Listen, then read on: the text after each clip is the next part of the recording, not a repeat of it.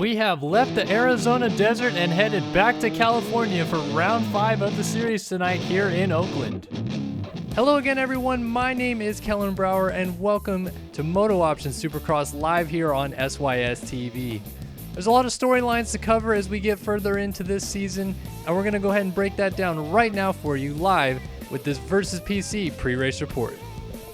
Last week provided us with a bit of a shock as defending Supercross champion Tyson Fresquez did not line up on the evening program. It sounds like he was attempting to qualify in a server that was not actually gaining his times towards the qualifying page, so we'll look forward to seeing him back out on the gate tonight and hopefully trying to claw his way back into this championship. Whether Tyson is on the line or not doesn't matter much, as there has been a lot of parity to start the season with 4 different winners in 4 races. And on top of that, our current points leader has yet to even win one of those 4 races. With all the parity available, are we set to see another new winner tonight in Oakland, or will someone finally step up and become the first 2-time winner of the season? For a better idea of what the track that these guys will be racing tonight looks like, let's go ahead and jump on board with the Race Tech track preview.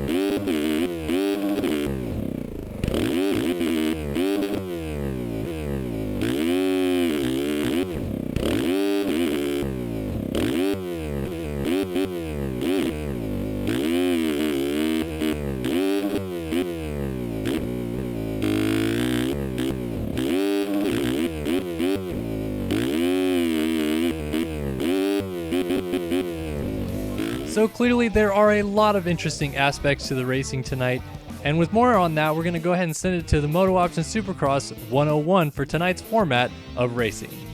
Our racing format tonight is essentially back to what is the usual racing format, where again we'll start off with a consolation race for anybody outside of the top 40 in qualifying to have a chance to race tonight, and we'll jump right into heat racing with 250 heat 1 and 2, 450 heat 1 and 2, of course top 9 riders going to the main out of that. The LCQs will be up after that, 250 and 450 following. 4 riders to the main to make our 22 rider main events. 250 of course going first, and 450 following it with 15-minute plus 1 lap and 20-minute plus 1 lap races respectively. So we'll hope to see you guys out there tonight.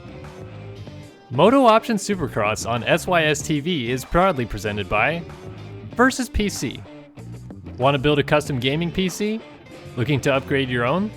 Head over to VersusPC.com today to see how you can enhance your gaming experience right now.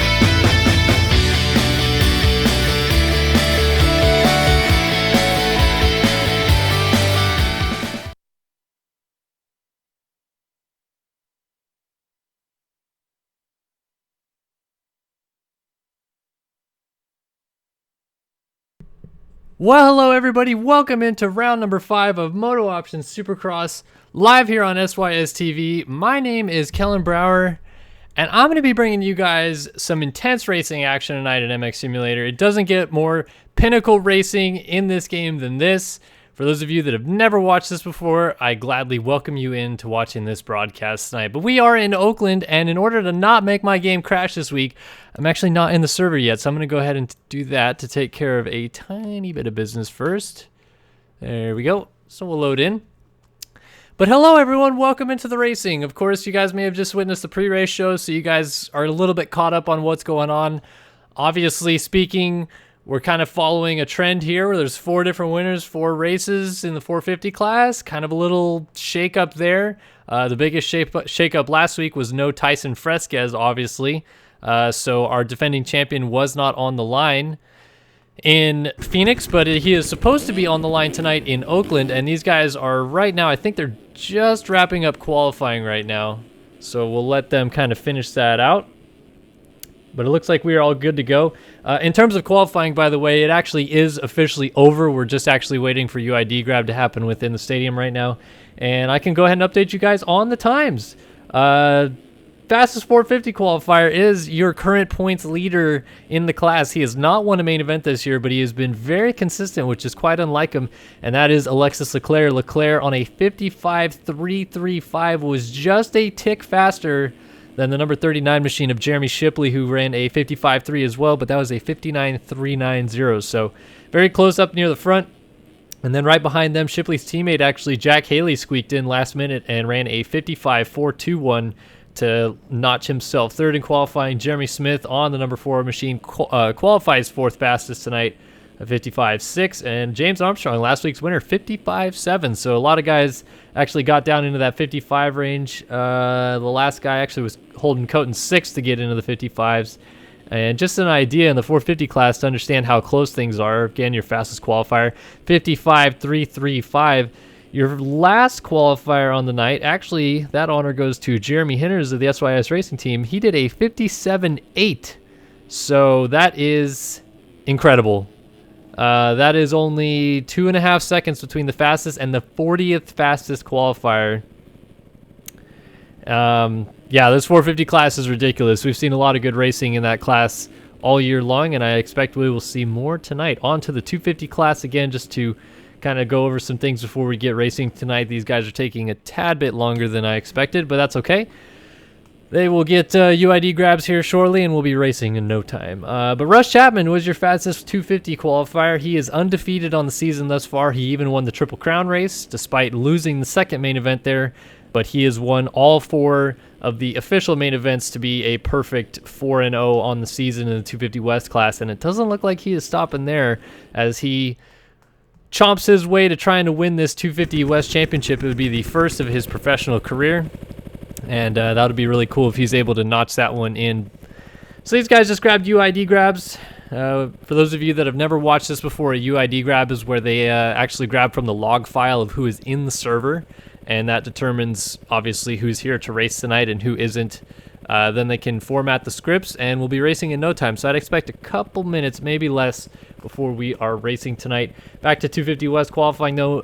Matthias Janis actually squeaked in second fastest at a 56.7. He was the only guy to match Chapman going down into the 56-second range. Otherwise, Chapman would nearly be a second better than everybody else, as Walter Gebhardt qualifies third fastest, 57.2. That's almost a second slower than Chapman, which is absolutely insane. Jordan Moxey, 57.4, is your 4th fastest, and his teammate and fellow Brit, Jake Rose, is 5th fastest, 57.5. So again, just to understand how close that 450 class is, a 56.4 qualifies you fastest in the 250 class. Very quick, right? Let's see, let's scroll down here. 40th fastest, Cody Darr, interestingly enough, another SYS Racing member, 101.2. So 5 seconds gap between your fastest qualifier to your 40th fastest qualifier, which will get onto the line tonight to race. Yeah, that's kind of it in a nutshell. That's qualifying. These guys have just had an hour to qualify. Again, if you're new to MotoOption Supercross, basically what just happened was the track came out. Well, technically tonight it came out 5 minutes before the hour, but it normally comes out 1 hour before UID grab, which is supposed to be on the hour at 7 p.m. local time. So the track should come out at 6. It actually came out at 5:55 tonight to allow people to download it, get into the servers, have a little extra time to qualify. But they basically get an hour. That's what you do in Pro Supercross. You get an hour, you try to bust out the quickest lap you can, and you try to make the fast 40. Every other racing discipline that you're going to see pretty much does the exact opposite. for example, the Amateur Supercross Series, which is the North America Amateur Supercross Series, which races on Sunday nights. They have from now until Sunday to ride the track as much as they want in a server, get as many laps in as they can, and whatever their best lap is will qualify them wherever they end up qualifying. So this is truly kind of the elite of this game. This is the cream of the crop, really, because it's these guys that know how to play the game well enough that they can learn a track in less than an hour, run quick times to get them into the races, and then be able to convert that into racing form on what, of course, will be a changing race surface tonight, as we have a road now involved in the game. And these guys are just about to load in, I think, for the heats. Yeah, here are your lineups: 250 heat 1 and 2, and 450 heat 1 now posted, and 450 heat 2 posted. So we are moving into that. I'm actually going to squeak off screen here for just a second because I want to unmute myself in Discord, with the potential that we might be joined tonight by the one, the only Mr. Moto Your Go-Go, if he is so kind to join us. He's obviously welcome like he was last week, so we'll see if he joins. Either way, we are just about set to go racing. I apologize for the in and out issues. Last week it was totally fine. I think it's going to sort itself out. It might just be a peak hour issue, but seems like it's from my end, it's showing as working online for both. So I'll continue monitoring that. If we have issues with the dropping and whatnot, I'll see if I can't change a couple things up about that. But yep, gonna go racing here pretty quick.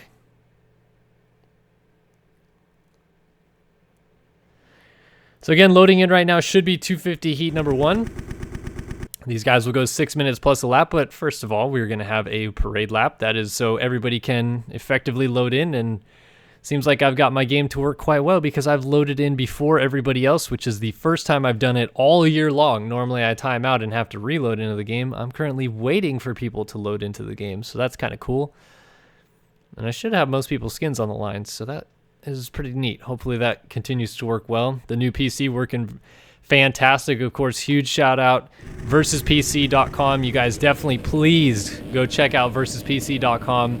Even if you don't want to build a whole new gaming computer from scratch, they can definitely help you out getting oriented with what you need in your PC to upgrade today. Really nice over there. Definitely ask for John and check him out. Fantastic sponsor this year for the SYS crew. Oh, I apologize. This is actually not the 250 West heat number 1. This is the Consolation race. So again, this race kind of won't mean much for anything. It's just everybody who qualified outside of the Fast 40, which is kind of insane because that includes Ben McLeod, who has been very fast before. Must have had some issues.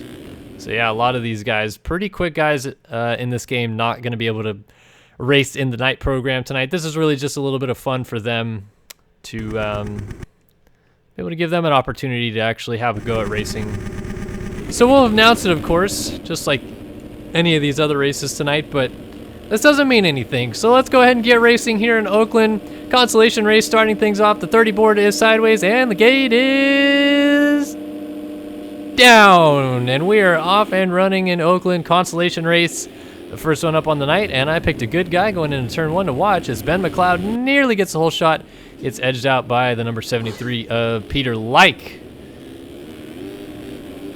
So the locomotive, Canada's own child, Peter Like, leads early on from Jordan Foster and Ben McLeod. Logan Heagney, and you'll see right there Owen Hillman, who just OJ'd. Well, it's not actually OJing.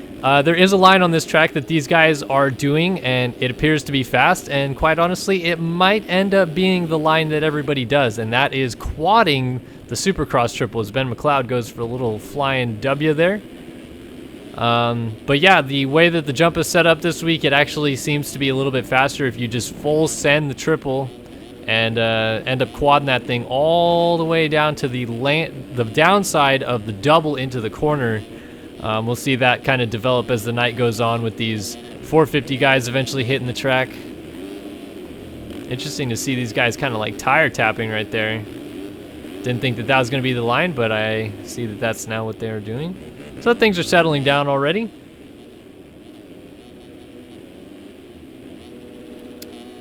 How about it? Dylan Gatlin is leading though, and that's going to be one of the interesting things to watch in this consolation race, is that it is a combination of the 250 West non-qualifiers and the 450 non-qualifiers, so it's the only time all night we'll see 250F guys on the same track as 450 guys, which means it's the only time the track will develop kind of oddly different. The 250 guys in their races tend not to dig down when it comes to ruts and stuff very deep. Oh, Peter Leicht trying to make a pass goes down. So it's going to kind of be a mix of 250 guys not really wearing the ruts in and 450 guys really digging down. It seems like this week as well, we kind of have gone back to this more standard version of dirt. If you can remember back to Phoenix, the dirt was very, very dark. And they did that because if you remember the first couple rounds, the road was kind of hard to see. These guys weren't able to see the ruts as well. And they tried to go with a darker dirt and a harsher lighting in the last couple rounds. And, you know, you can kind of just be the judge on whether that worked or not. It seemed to make the racing fairly decent, but neither here nor there on whether they could actually see the lines better. And so far, we haven't seen the lines really developing at all in this race. So, again, that'll be something that we will watch develop as the night goes on. Meanwhile, everybody's kind of all scattered. Take a look back at some dualies. Billy Kunitz and Logan Heekney. You know, Batchley getting upside down. Good to see. These guys still having a little bit of fun, even though obviously their hopes and dreams of actually making it into the night show are now dashed. They gonna be sitting on the sidelines, eating a hot dog in the grandstands, as they say.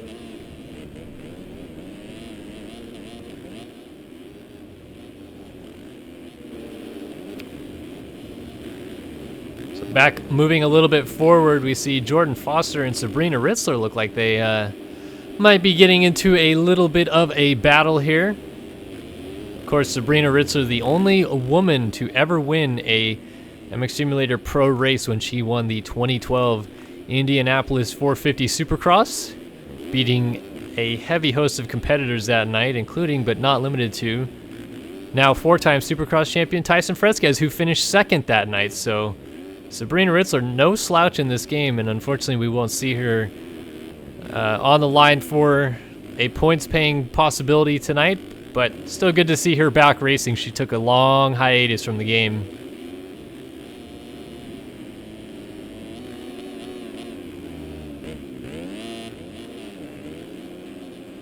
Yeah, I'll clarify real quick because I see Alex Effords jumped in chat. I wasn't saying the lighting was any different. I think the lighting at Phoenix actually was different than Anaheim, and I could be wrong. You could correct me, Alex, because you were part of that, but I wasn't too big of a fan of the dirt decals in Phoenix. It's very false in comparison to what actually happens in Phoenix, which is very light toned blue groove dirt.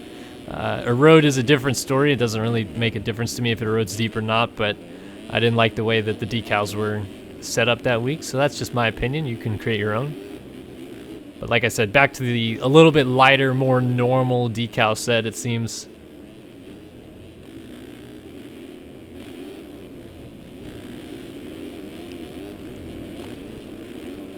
So these three have kind of separated themselves. Dylan Gatlin, interestingly enough, on a 250F is kind of making this thing look real simple, but Ben McLeod is trying to close this thing down, and he's bringing Daniel Mills with him, so it's not a foregone conclusion that one of these three guys is not going to be the winner.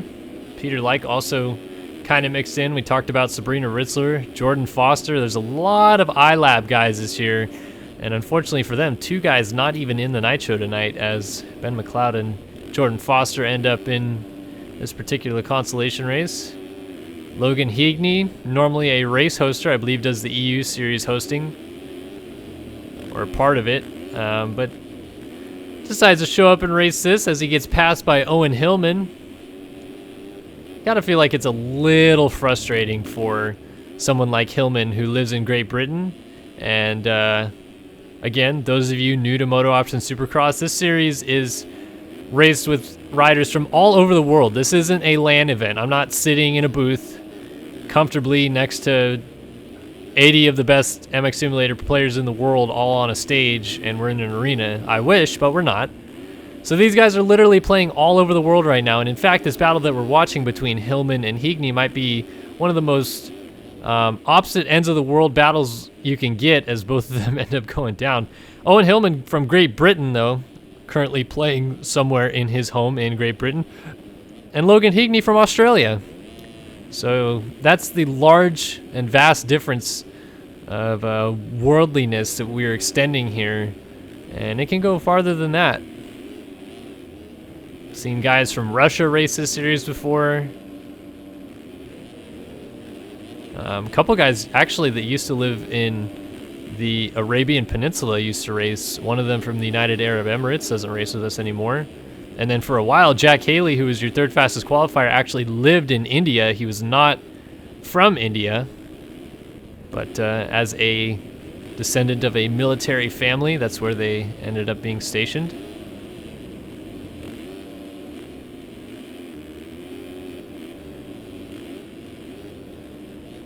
I apologize. You're right. Higney is from New Zealand, but obviously New Zealand very close to Australia. So it's, again, pretty much about as opposite ends of the world as you can get from each other when it comes to Great Britain and New Zealand. Still no change to the lead up front, though, and we're nearing that 8-minute mark, which will click us onto the white flag lap. So most of the racing action tonight will be a time and then plus 1 lap. So this one goes 8 minutes plus 1 lap. Our next race coming up, 250 Heat West, Heat Race number 1, the West Division, will go 6 minutes plus 1 lap, and top 9 will transfer to the main event. That's when the real intensity is on the line. These guys already know they will not be racing tonight, so this is kind of like a B main, if you will, for all of you Pulp MX listeners out there.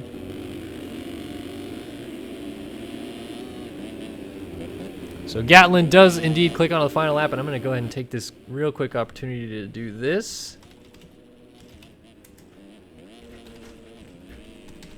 All right, now that that's out of the way,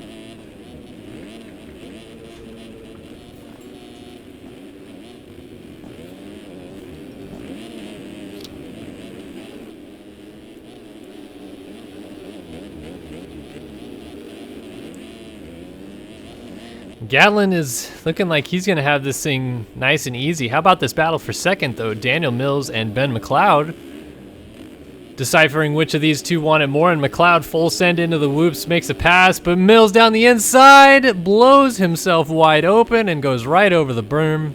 That's what happens when you try to get a little too aggressive in MX Simulator. But meanwhile, up front, Dylan Gatlin makes these 250F boys look real proud as he puts the 250F ahead of all these 450 riders and wins the consolation race.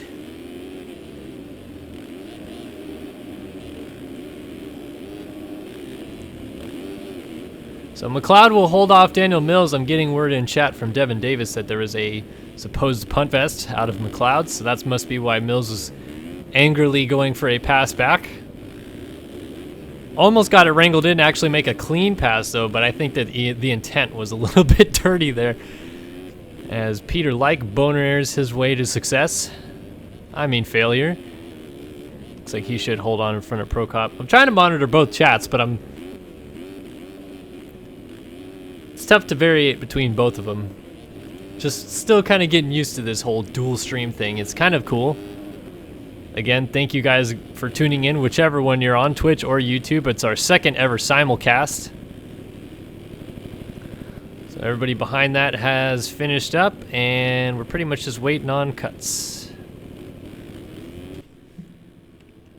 So here's a lovely top of the stadium view in the seats. And cuts are indeed in.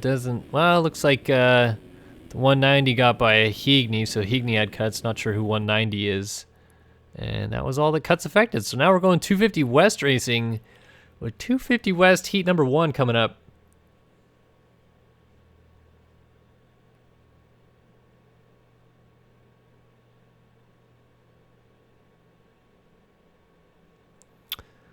Moto Gogo, you are more than welcome in the booth. That is your call.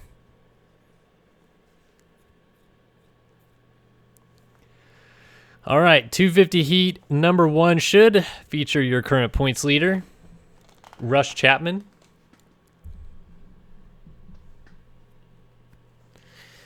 Chapman leading a host of very quick 250 West riders, including but not limited to the guys I am about to announce as soon as I load into this race. This one I might time out. We'll see.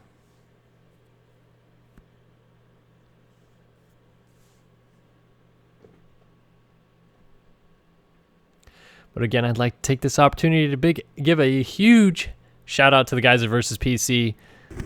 This stream literally would not even be possible without the help of them, so check them out, VersusPC.com. Parts, accessories, pre-builds, and custom builds. They got all your gaming needs for ya. All right, so I wish that this would happen in the actual race, but this is the parade lap, and I try to remain as unbiased as I can, but I do have a team actually on the track, so it's kind of nice to see them up front every once in a while. So again, we're going to see Cody Darr, Devin Ryan, Josh Mertens, Ty Smith, Jordan Moxey, Tyler Lewis, Robert Wilson, Nick Uzik, Kevin Gonzalez, Zoa Cross, Jake Warden, Brandon Cummings, Sean Klein, Gustavo Deniz, Doiron, Schuler, Fry, myself, which is in warm-up mode apparently. And somewhere in this mess is your points leader, I would have thought. Where is he? There he is. It's the 29 machine of Rush Chapman. And I finally have his bike scene all sorted.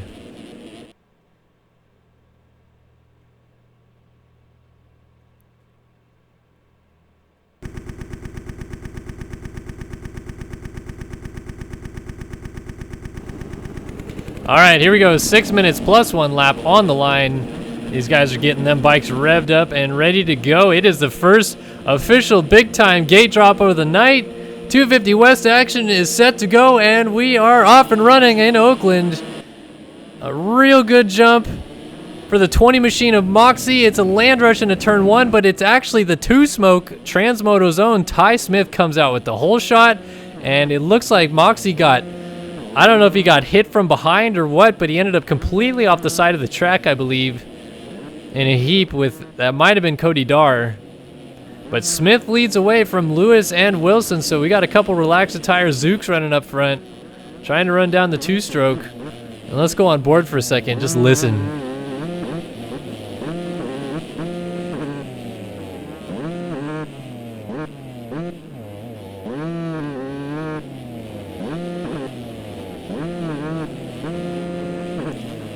Oh, I know that sound made the technical man behind the scenes at SYS that helps put a lot of things together, Nathan Zaworski, real happy. I know he's watching tonight. But leading the way for the 2-stroke boys out front, Ty Smith leads lap number 1. He still has Wilson trailing, but we've lost Tyler Lewis, who must have gone down, so that moves Cummings on the 397 up to the 3rd spot, and Charles Gable must have lost the front end coming into the first corner, as lots of guys tucking into the bales to go through that first corner. Chapman makes contact in the background with someone on a Kawasaki. I couldn't quite see who that was. So here's your points leader, and again, here is that quad that these guys, a lot of them are sending, but Chapman ends up off the track. In the 450 class, I'd imagine you'll see quite a few guys doing that line, and then they'll actually double around the corner and 3 on off the table. Oh, that's Sean Klein down in the corner, so Klein and Chapman, 1 and 2 in the points, having issues, and Klein gets landed on top of by Kevin Gonzalez. So again, everything getting all spread apart. We got a couple riders going down in the middle of the rhythms there. So let's settle things down, as it looks like Ty Smith went down, so Robert Wilson goes to the point. 269 machine out front trying to get away now. Robert Wilson might sound like a familiar name to some of you, not only because he's raced MX Simulator for a long time, but he is also a real-life professional. He's raced several Canadian nationals, and I think he qualified for Hangtown last year, but I could be wrong. At the very least, he tried to. Oh, but he makes a mistake and gets hit on the side by Ty Smith, who is able to take the lead. Then a couple other guys getting stacked up. That moves Zoa Cross on his brand new team, Fast House Suzuki. Heads on out the door from the Moto Chasing team. I'm a little bit confused by the Zoa Cross situation. Is all off season he was making stuff for the VersusPC guys, the Versus PC Fam MX guys, I believe. And then never ended up on that team, I don't think. Ended up back on the same team he was on last year with Moto Chasing. And now he's on Fast House, so... Oh, and we've got teammates getting together. Devin Ryan gets together with Robert Wilson, so I'm sure they won't be too thrilled with each other getting back into the semi a little after this one. But now it's kind of allotted some other guys to get in the mix, including James Schuler and Jordan Moxie. So I guess it wasn't Moxie who went down in that first corner. It was somebody on a Husqvarna.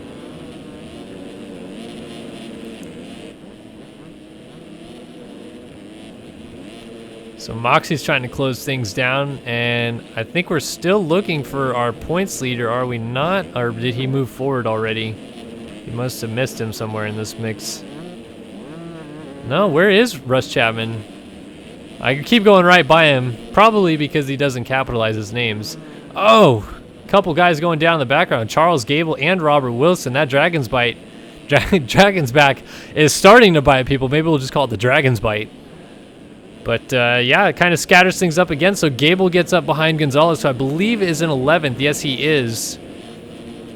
So he's going to have to go back to work. Meanwhile, the final transfer spot is currently occupied by the number 10 of Sean Klein. So gate pick could be a premium here tonight with the shorter start. You kind of want to be inside if you can. And Klein is going to end up way out in the boondocks unless he starts moving his way forward soon. That first corner getting a little rutted in. You can kind of see a small lip developing right next to the bales.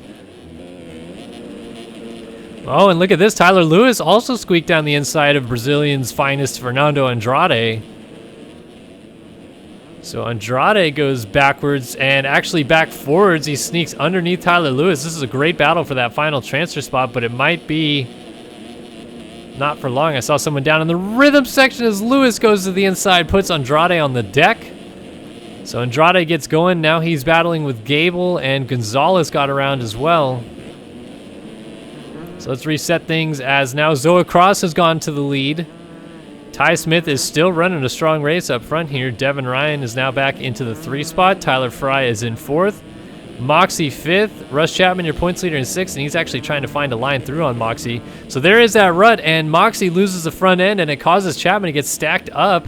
So Chapman did not lose a spot, but he lost a big old chunk of time, and now has Sean Klein breathing down his neck.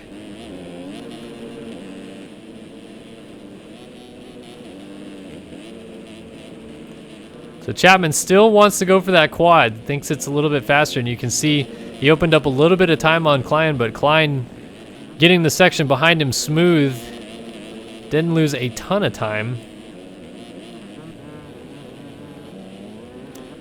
Chapman now getting away. We have a battle for the lead that turned into a crash for the lead. It looks like Ty Smith tried to pass Zoa Cross up the inside, and there was contact. They're both down, and now Cross lands on the back of Tyler Fry and goes down. So Devin Ryan leads, and we got two two-strokes battling over the 2 spot. Oh, it's glorious.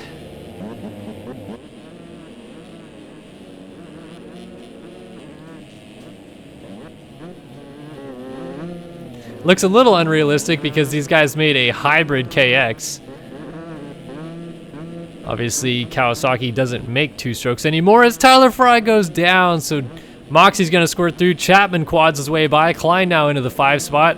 And Zoa Cross, regrouping from that crash with Ty Smith, is now up into 6 as Devin Ryan was down with the lead.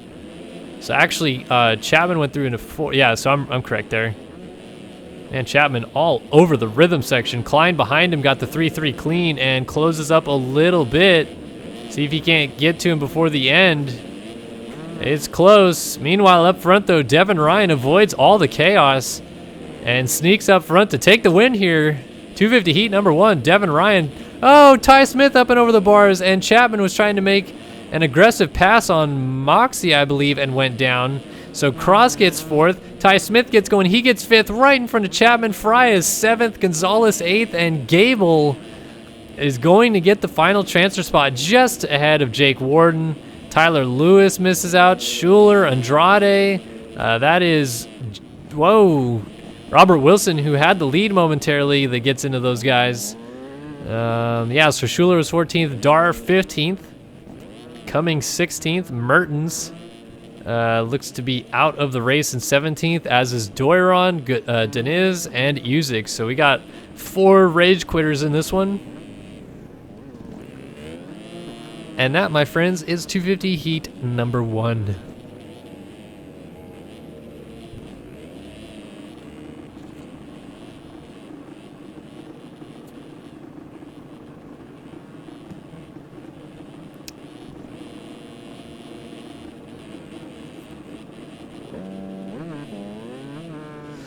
All right, 250 heat number 2 coming up momentarily, but before we jump into that, I'd also like to give a huge thank you to the guys at Racetech Suspension. We currently have, I believe still, Chris Riesenberg, Marketing Director at Racetech Suspension, in the Twitch chat right now, so good to see him joining us as always. But Racetech has been a huge supporter of Start Your Systems and the MotoOption Supercross series for years. So definitely get your suspension dialed in today with them. And they're also doing engines as well. So if you need a nice tune-up or you want to rebuild your motor, you can call the guys at Racetech and get that sorted out. Racetech Suspension, the science of suspension. Yeah, Chris, I'm sorry that we didn't meet up in Phoenix, but we were pretty much only there for the night show and then left.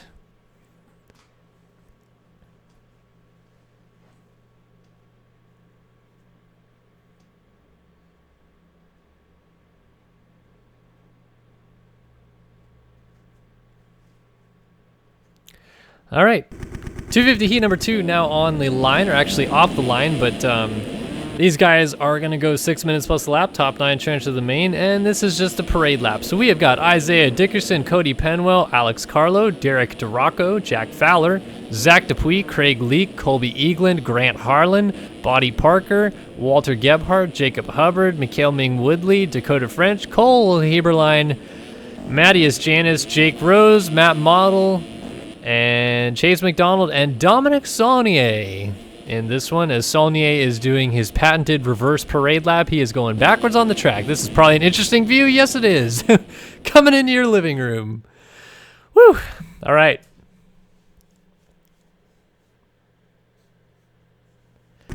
So here we go. 6 minutes plus a lap on the line. And just because he's on a 2-stroke and I know he's going to get a good start, I think I have to watch Zach Dupuis. I should have been watching Ty Smith in that last race. But here we go. The board is sideways. 250 West heat number 2 on the line and set to go from Oakland. Instead, it's the 65 of Isaiah Dickerson, who rips a beautiful start. He's going to squeeze Dupuis wide and not actually get the whole shot. That momentarily went to Gebhardt, but they're side by side into turn 2. Oh, and Dickerson gets stood up in the corner. It causes Zach Dupuis to go down, and Gebhardt goes for the quad. Gets it, but OJ's it a little bit, so Dickerson down the inside. They're almost side by side going into the whoops. Gebhardt sends it into the whoops, and he's going to hold on to the spot, so Dickerson funnels back into second. Behind that, the 46 of Alex Carlo also in the mix as well. First time in a long time we've seen the 391 of Cole Heberlein. And we got a change for the lead already, so the leader went down. Dickerson hits the deck. Alex Carlo now goes to the front, and Alex Carlo now goes off the track. So Heberlein gets passed up by Saulnier, and just as he was dead last on the parade lap for going in reverse, he's trying to go right up to the front of the field on lap number 1. Trying to get around Carlo as Heberlein and Gebhardt nearly come together.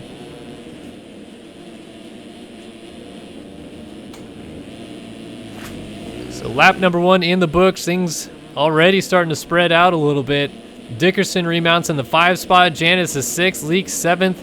Eagland 8th. And McDonald in the final transfer spot at 9th. We got Duraco, Dupuis, French, Hubbard, Penwell all in the mix. To see if any of our heavy hitters are a little further back. Jake Rose has had a good couple first rounds. That's not good for him to be this far back. Ming Woodley, Harlan, Bodie Parker, and Matt Model looks like he rounds out the field right now. So most of your top guys are near the front as Carlo dumps it out in the lead. He goes down, and just as I predicted, Saulnier goes to the front, nearly loses it in the corner. Well, it caused a bit of a stack up as Heberlein got checked up, so now that is Janis on the 41 who goes by, and he will go into the race lead as Saulnier goes up and over the berm. If only the Steve Mathis Memorial nets were there, he would have been safe. So Heberlein now funnels back into second. McDonald comes from your pretty much final transfer spot that not that long ago to third as he is in front of Dickerson on the 65. Dickerson trying to show him a wheel here.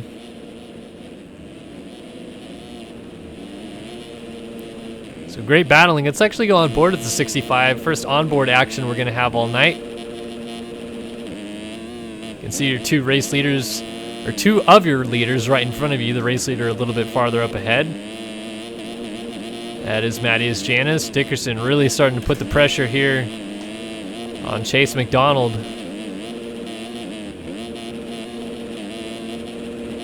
McDonald, a bit of a mistake. Doesn't go down, though. Interesting to see these guys not able to get that 3 into this rhythm. They have to go 2-2-2-2 through that rhythm. That is painfully slow. But they all did it, so all going the same speed. And McDonald goes down the inside, and he gets around Heberlein, so now Dickerson's going to have to try to get around him. Into turn 1, we'll see that rut starting to develop just slightly. You can see a little notch there. Of course, a lot of these will be quite deep in the main event. It always resets after each race, but as the laps tick on, it can get pretty gnarly. So Dickerson gets around Heberlein. Heberlein coming back on the track right behind him, though. So he's not out of the woods just yet. Oh, big mistake up ahead of him from McDonald, who got a bad kick at the end of the whoops. And Dickerson seems to be the man on the mission.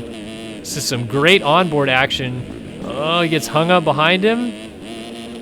Oh, look at that. The 3 in by McDonald, but he jumps off the track, squids out, 360s, and hits the deck. So Dickerson, as about as poor as he could get through that rhythm section, still made the spot.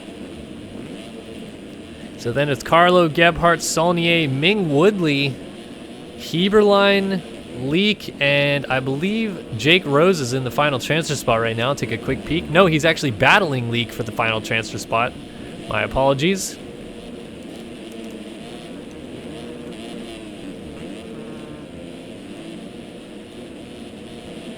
So these two come over the line once again. Down into turn number 1. They're catching Heberlein and Ming Woodley very closely right now. Oh, Rose. Small mistake in the back, so that's going to allow some breathing room for Leak now.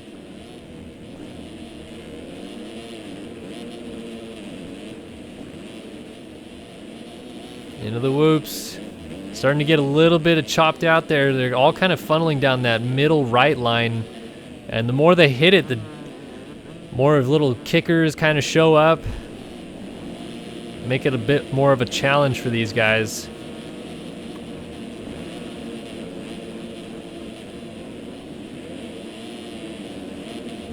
Leak down the inside, trying to get around Ming Woodley, who goes down.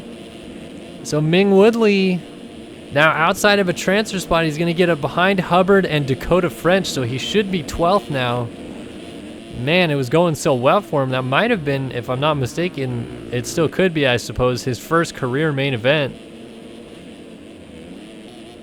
Not too far out of it, but lost a big chunk of time there. So it's still Janis up front. He's actually clicked out to a 12-second lead on second place rider Chase McDonald, and Janis hasn't had the most lovable beginning to his season. Kind of been labeled a team hopper, if you will. Switched teams 3 rounds into the season again, but seems to have found a little bit more of a comfortable home with this MV Films ride, and had a really good week last week. Especially in the heat race, he looked really strong. Unfortunately for him, it didn't end up well. Had a PC malfunction that kept him out of the main event, but the speed was there. He just wasn't able to line up for the main event. So it looks like the speed is there again this week, but I don't think I'm going to fall down that same well again and call him for the win necessarily.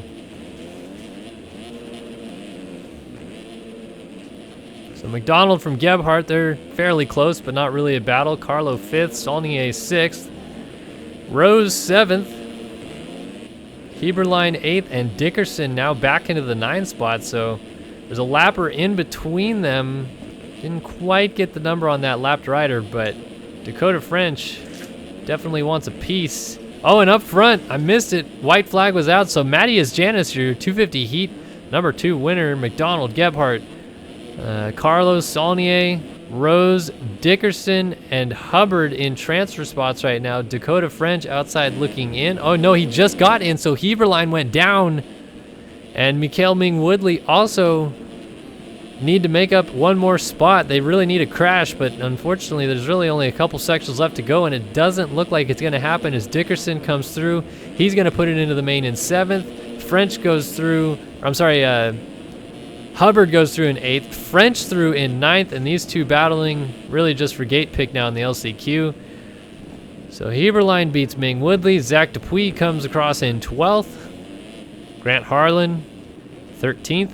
Derek DeRocco is down with, I believe, a lapped rider, or maybe it was somebody who had already finished the race.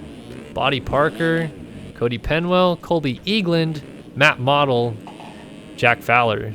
And cuts, not, well, actually, Rose got a spot on Saulnier, but that was it.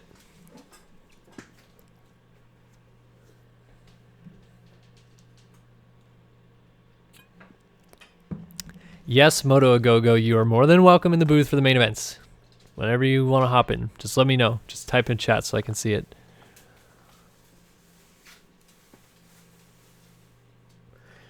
All right, now it's time for the big boys, and we've talked a little bit before tonight about how stacked and incredible this 450 class has been this year. Keep talking about the 4 different winners in 4 rounds, and your points leader isn't even one of those 4 winners. A lot of different things being shook up in this series. Your defending champion missing the night show last week obviously was a huge shakeup. But in general, it seems like every week we go into this race without knowing really who the 450 guy will be. And tonight, Alexis Leclerc tried to throw his hat into the pile, if you will. Fastest qualifier, so we should see him in heat number 1.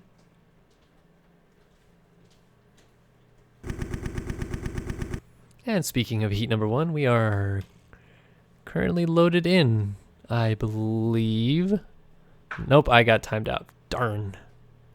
Disco Rico, my first one of the night. Almost made it. All right. So in 450 heat number 1, it is indeed going to be Alexis Leclerc, Jeremy Kohenauer, Eduardo Simos, Colton Mitchell, Bryce Whelan, Jeremy Smith, Josh Williams, Brian Haskell, Adam Holm, Jeremy Siebold, Ollie Skolman, Clay Alfrey, Maxime Tassone, Devin Davis, Holden Coate, Tony Spinelli, Logan Leitzel, and oh wow, 18 guys in the heat? That doesn't seem right. Okay. So the 450 class, peculiarly enough, doesn't have everybody on the gate. Yeah, I'm trying to... It looks like there might be a potential script issue again. There's only 18 riders in this race, which is obviously not what's supposed to happen. We're supposed to have 20 guys.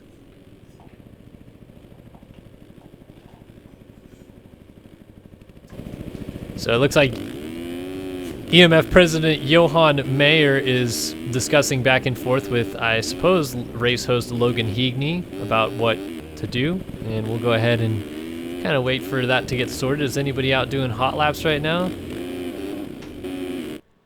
Oh, maybe they did get it sorted. Let's see, 20 players. Is this going to be another warm-up lap? Yeah, one more check. I think that's what Johan wanted to do. So let's see, are there 20 guys on the line now? No, there is not. Still only 18 guys, so 2 guys are missing out somehow.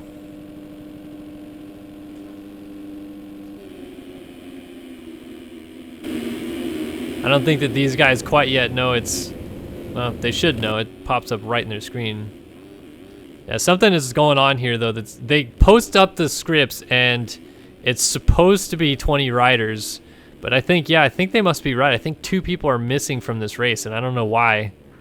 But Johan's trying to get on top of it, which is the smart thing to do, and do warm-up laps. We saw this be an issue during the last chance qualifier in the 250 class at Anaheim 2, where they did not do a very sufficient lineup check. They just let the race run, and before you know it, we were restarting the race 3 laps deep into the LCQ because supposedly somebody wasn't in. Turns out that person didn't even make UID grab, so it was a completely pointless restart. A lot of guys ended up getting kind of messed out of that one, so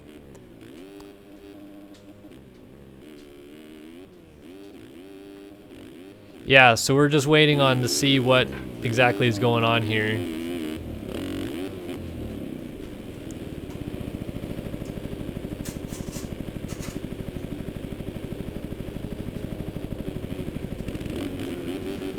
So while I wait, continuing to look at chat in game, looking at chat on stream.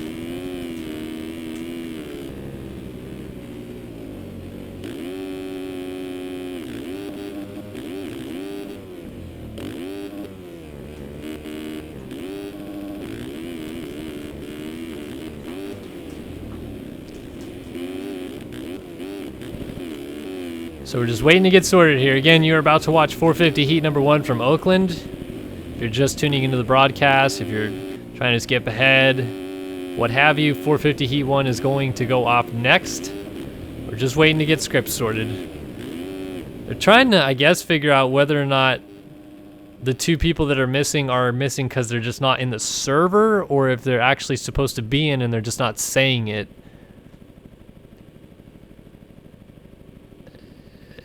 Yeah.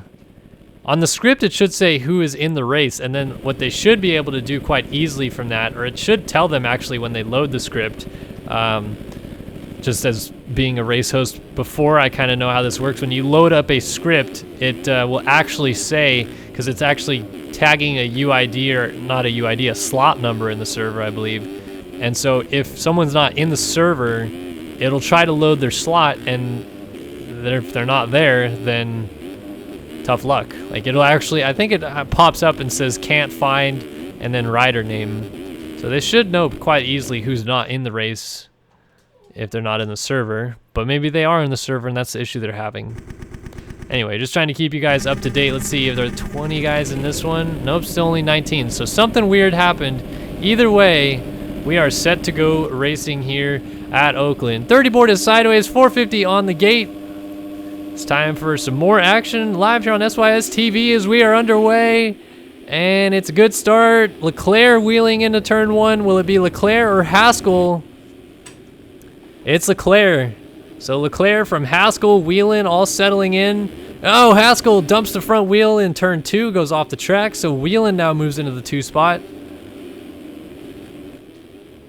Right in front of Jeremy Seabolt. So we got 2 guys that have yet to win a race, but were top 2 in points entering last week. Out front, Seabolt, who had won Anaheim 1, ends up going down. And that allows Adam Holm through, Tony Spinelli, Brian Haskell, Maxime Tassone, Logan Leitzel, Chase DeSell, Holden Coate, Devin Davis. So a lot of guys kind of getting shuffled back as Chase DeSell hits the inside pole there.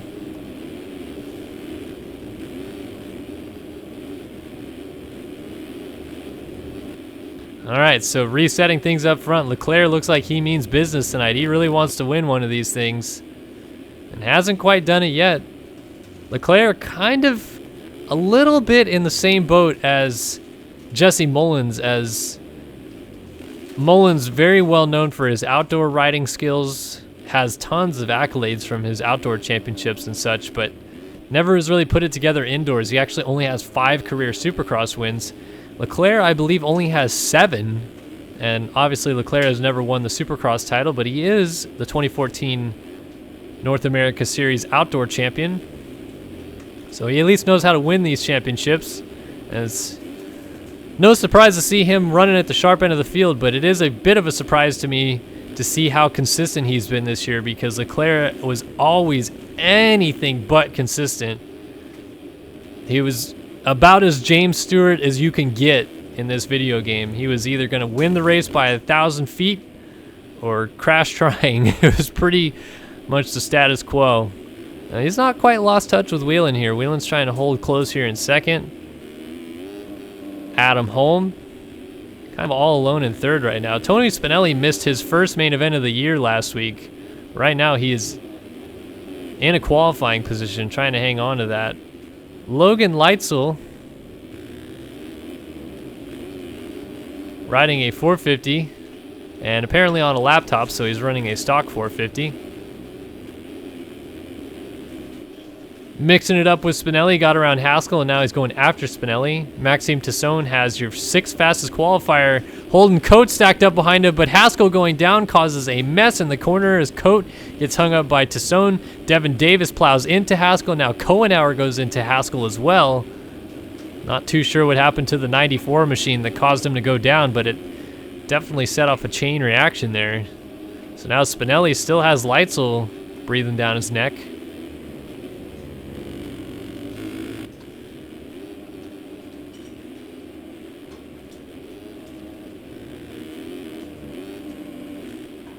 Leitzel looks awful comfortable on this 450. Whew. Just as I say that, it throws a naughty scrub.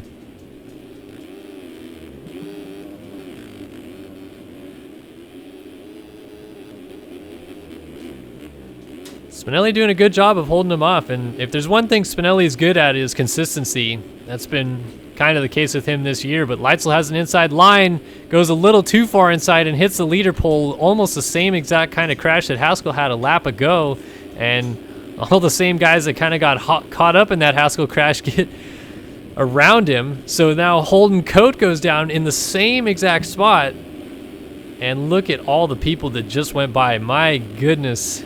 It is close inside of this top 10. So let's kind of reset things again. It is still Leclerc up front, and actually we have a battle for second kind of brewing here. Adam Holm, it's kind of been the case this year indoors that happened outdoors with Holm. Holm was very, very quick at the beginning of outdoors, but never really seemed to put it together. Then by the end of outdoors was on the podium pretty regularly, won the last round of the outdoor championship. Now again, Holm, he's top 10 in points, 8th entering tonight. So he's definitely not too far behind the 8 ball with these guys, but again, hasn't really put it all together just yet. But clearly he can run with these guys, sticking tight with Whelan. So Spinelli is 4th. Colton Mitchell has worked his way up into 5th, and I really wish that they'd update their skin packs, because Colton Mitchell being a championship contender, it'd be nice if when he decides to team hop that he at the very least posts which team he went to and what the skins are. Maxime Tassone has Devin Davis closing in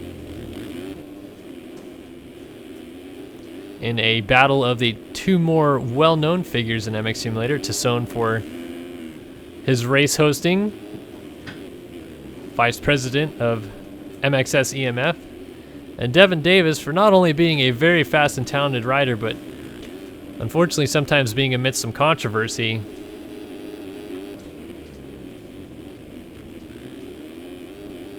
Good battle between these two. They're staying close. Nothing really doing yet. I think Davis might be a touch faster here. He caught Tassone, and since then, Tassone seems like he's stopped making small mistakes and picked up his pace a little bit, but Davis still seems a touch quicker.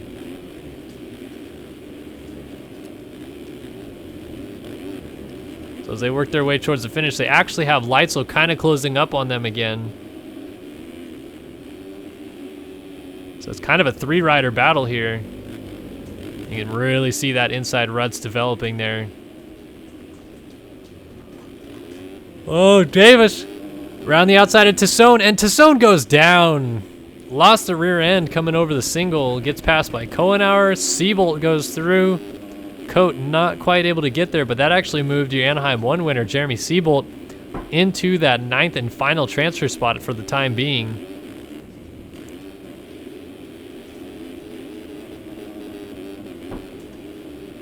So we'll see if he can hang on to that. Meanwhile, we're moving back up towards the front, and Holm was able to dispose of Bryce Whelan to move into the 2 spot, but boy, oh boy, they have lost touch with Leclerc, who is just on a mission tonight. Look at this, still going 3 in before the whoops here.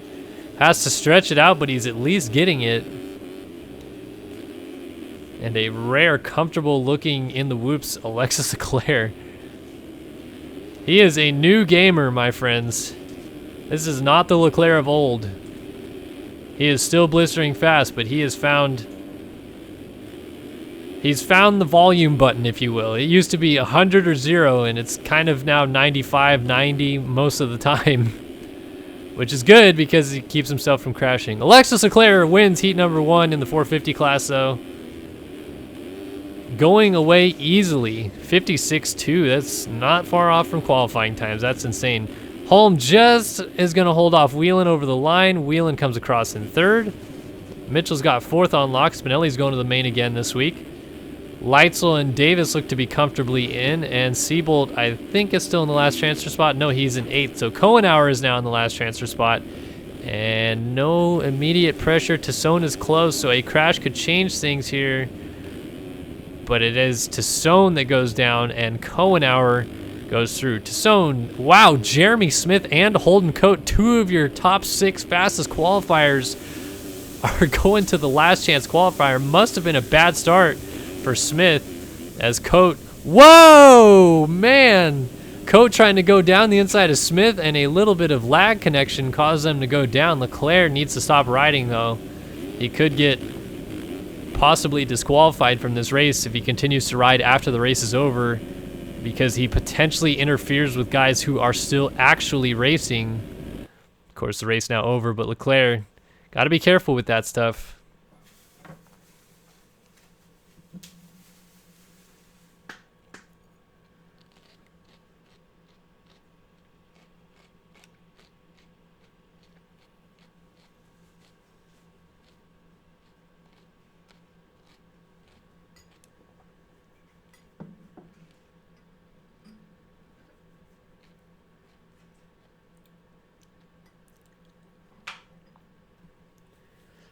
All right, coming up, 450 heat number 2. So far, so good. And the stream seems to be doing well. I saw you guys were talking a little bit about, at least on the YouTube side, that there were some lag issues. I've been trying to monitor the situation. It doesn't look like I've had any warning messages come up yet, so I think we're running smoothly now, which is a good sign. But if there is any issues, don't hesitate to tell me. All right, parade lap 450, excuse me, heat number 2. And there is the story right there. Number 1, Tyson Fresquez.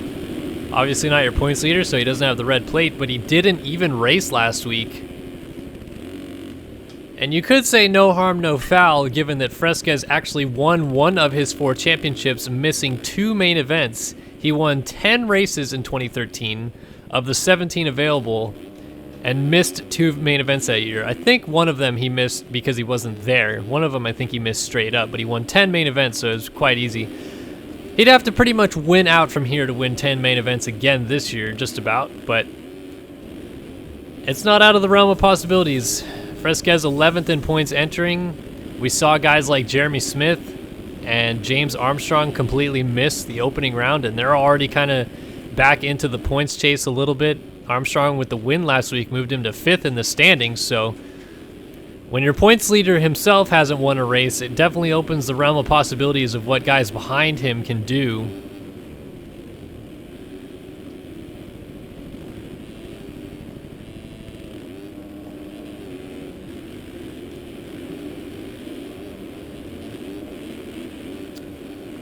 I'm sorry, USA Gaming, but I don't know what you want me to respond to you about.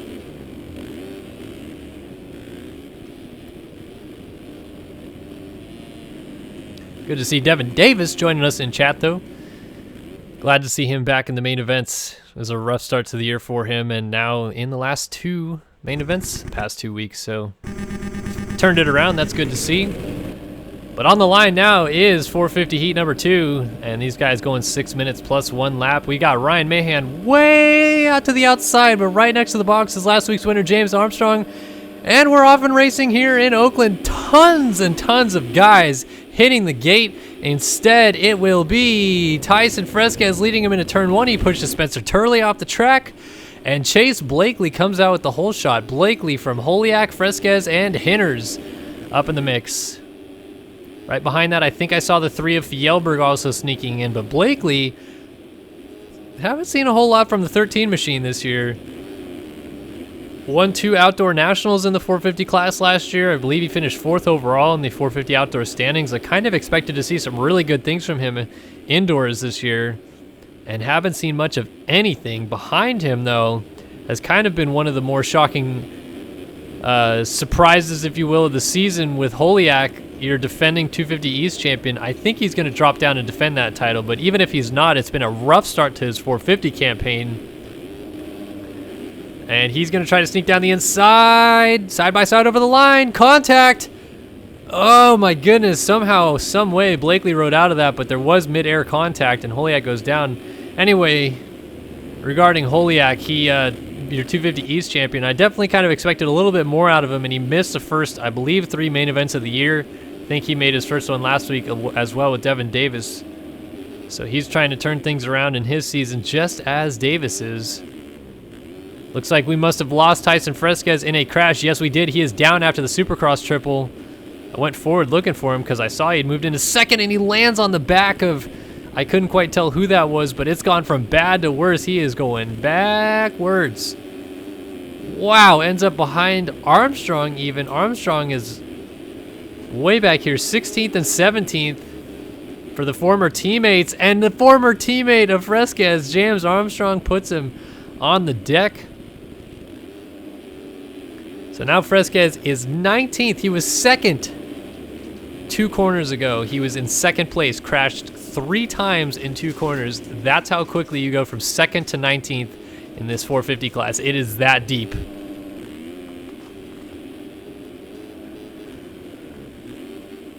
How about Chase Blakely, though? He is looking awful saucy up front.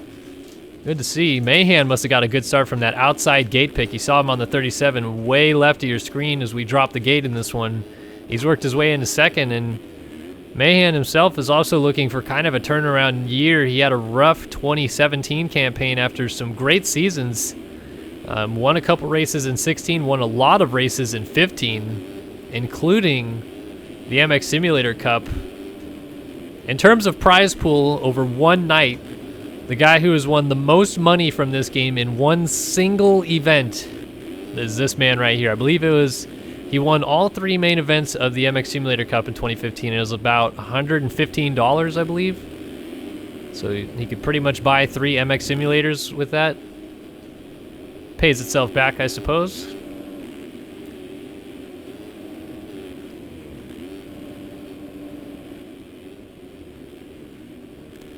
Chase Blakely, though, looking good. Mullins, this is the first time we've seen of him. So actually, I thought that was Fjellberg on the 3. It's actually Mullins on the 9. They look kind of similar from afar. But Mullins wants to be a championship threat this year, and so far so good. He's, I believe, 3rd in the championship standings entering tonight. Your winner at Houston. Just got to work on being near the front more often. I think his problems in the past were he had the speed to win occasionally. Like I said, only 5 career wins to his name. Someone is stuck wide open. That is Connor Holiak. I'm going to go backwards and see what's going on there. He is called it an evening, or at least called it a heat race. All right. Blakely, Mullins, Mahan, Shipley is 4th. Baker, Noah Baker on the 413. In a field full of 2-digit regulars, Noah Baker has been really good this year. I believe he made the main event at, it was either Houston or Phoenix, but he's definitely been in one of these main events so far, and he's looking to make another one right now. Jack Zars, Jack Haley. Haley, your 3rd fastest qualifier. Must be making amends from a bad start. Normally speaking, Haley gets good starts and is very consistent, so in the past he has been pretty tough to beat when it comes to championship standings. He's a very solid 5th place guy, and on occasion has snuck up there for potential wins, but hasn't put one together just yet. He is given the 47 of Jack Zars some fits now, as he cuts underneath. Will he try to sling down back around the inside here going through turn 1? Yes, he will. Looks like he might be pulling alongside. Nope, Zar's still just a touch ahead. Great battle, though. Couple guys pretty much on the same bike, but different teams. Jack Haley for Relax Attire, and I believe Zars is now on that Fast House team. Nope, VersusPC FMMX, my mistake. Zars down the inside, though, will get that position from him. Tyler Schmitt, 2016 250 East Supercross champion. Looks better on a 450 than he has on his 250F these last couple years. And Reed Young, I believe, is in the final transfer spot. Yes, he is. Hinner's outside looking in. Cameron Lee, Spencer Turley, Tanner Rogers, Tyler Lang, and still back here, well, a couple big names. My goodness, this is 3 guys inside of the top 11 in the point standings. Fresquez 11th, Tipperino is in 8th, and as we already mentioned, James Armstrong is in 5th, and they're all outside looking in, going into maybe the LCQ, where they would be joined by Jeremy Smith, who is also top 10 in points. And now Armstrong, last week's winner, goes up and over the bars. Fresquez gets a 3 for 1, but he is still way back there, 13th maybe. So he's got his work cut out. He's got to get to Reed Young here, and white flag is now waving for your race leaders as Noah Baker was down with Jack Haley. So Zars comes up into the mix here. 4-rider train, Baker at the front of it. Mahan tailing just off the back tire of Haley, and Baker goes down. Oh, Haley gets hung up with him. Mahan squeaks down the inside. Doesn't want to run it in too deep on Haley, though, so thinks better of it. So now those two will continue their fight. Back up front, though, just like Leclerc in his heat race, it's been a wire-to-wire type of race for Chase Blakely.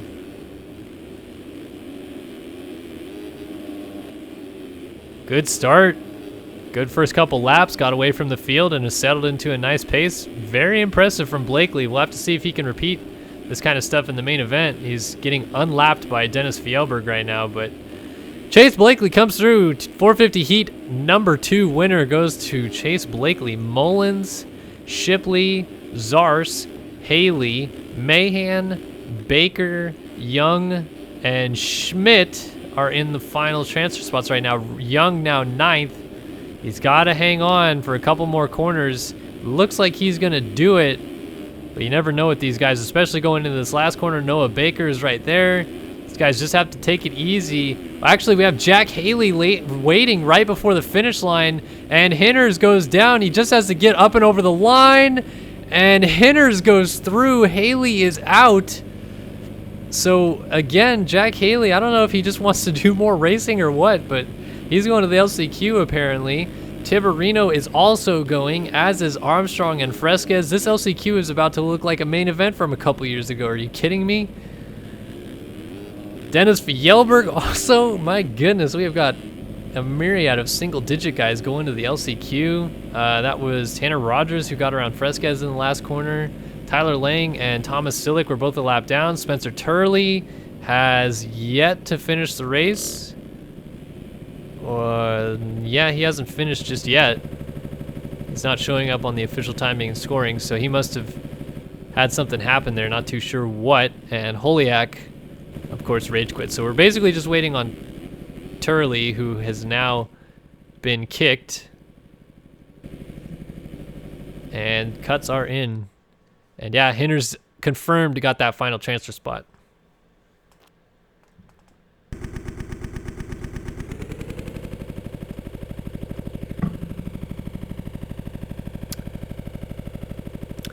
All right, so while I have the time, I suppose, because we are rebuilding scripts for the LCQ, I'll take you on a little third-person lap around this track, try to show you what these guys are doing a little bit.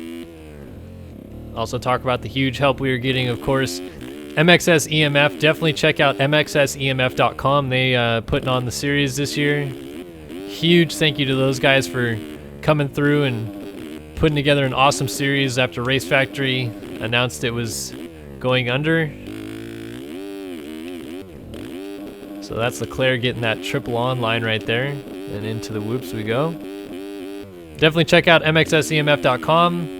All the amateur racing series that they also have. For any of you newer players to the game, you can check it out. They have a free novice class, so if you've never raced before and you're wanting to try, mxsemf.com, they will set you up with an account, and if you're new to the game, you've just started playing, have no results to your name, they will set you up with a novice class account.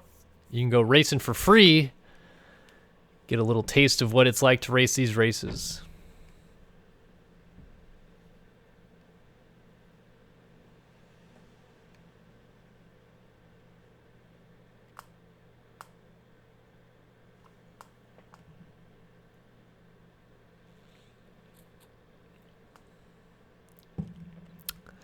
The triple on before the whoops, I believe, is possible on a 250F, but you have to go even farther out than I did to do it.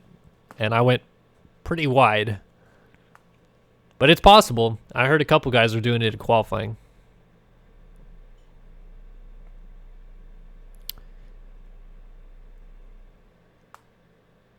All right. On the line. Did I time out? Nope, I didn't. Okay, cool. This is going to be the 250 last chance qualifier, but it is not going to be anything just yet because it's a parade lap. So we'll wait for these guys to go ahead and go. And I'll give you a quick rundown on who's on the gate out there.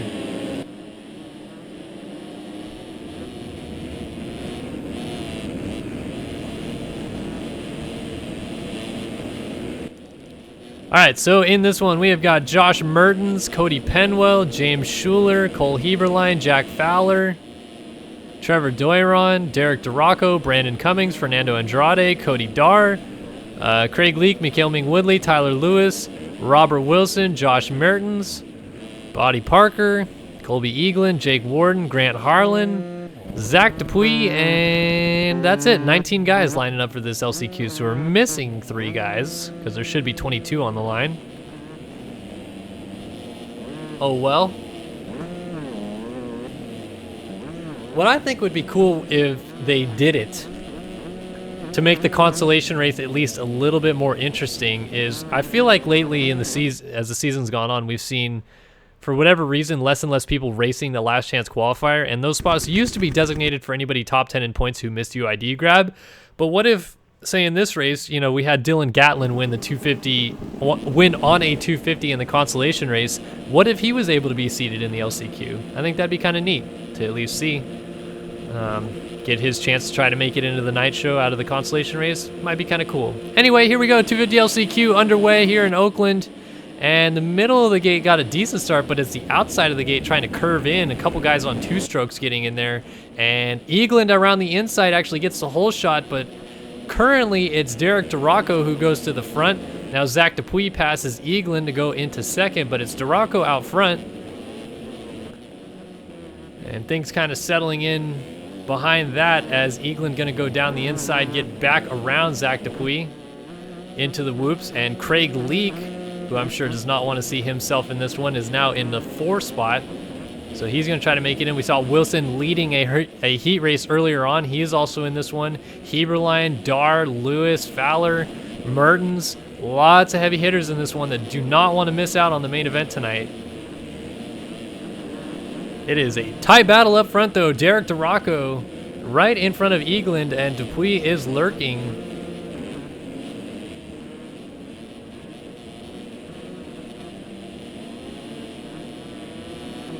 Four guys kind of starting to break away a little bit. Actually, a couple second gap between Leake and Wilson. A little bit of a mid-corner hiccup for Eagland. Almost caused a stack up between Dupuy and Leake as Leake is trying to get to the inside of Dupuy, but Dupuy shuts the door. Can't tell which battle to watch, the one for the lead or the one for third. They're both so close. Good 4-rider train, though. If these guys can work together, they could get away, and it could be these 4 going to the main. Eagland is maybe looking at an inside move, but DeRocco closes it down.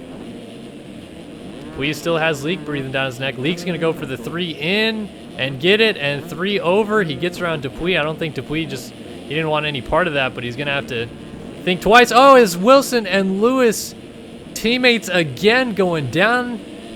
It is not going to be a fun night tonight in the Relax Attire Discord. There's going to be some angry discussions at this point.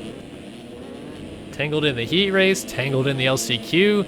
DeRocco crashed out of the lead, so he's back to the 4 spot. Dupuis has lost touch with Leak, and your race leader is now Colby Eagland on the 891. Looking like a young Justin Bogle out there.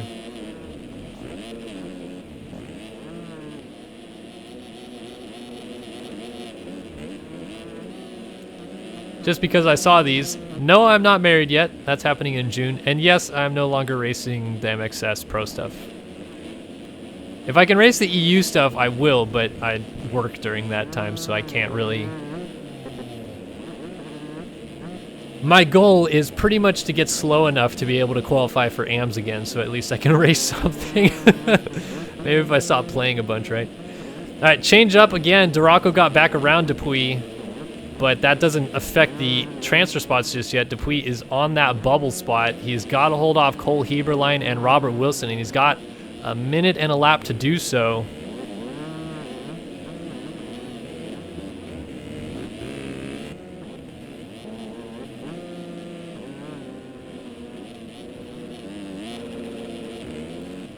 Heberlein and Wilson would do well here to kind of work together. They're not really trying to pass each other, so I guess that's kind of the right direction. Dupuis is kind of hung up behind Duraco. I don't think he's going to want to pass him necessarily. It'd just kind of throw him into a danger zone. Duraco got around him, though, obviously, so he wanted a buffer zone. Oh, Wilson and Heberlein nearly come together in the background there. Meanwhile, Tyler Lewis is trying to get back up into this thing. We saw Wilson and Lewis come together earlier.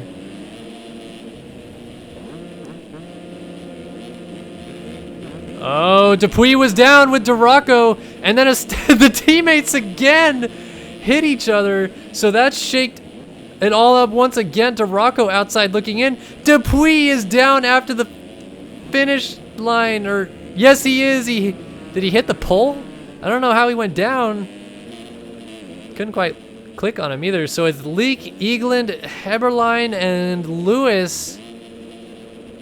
Boy, oh boy, that switched up real quick.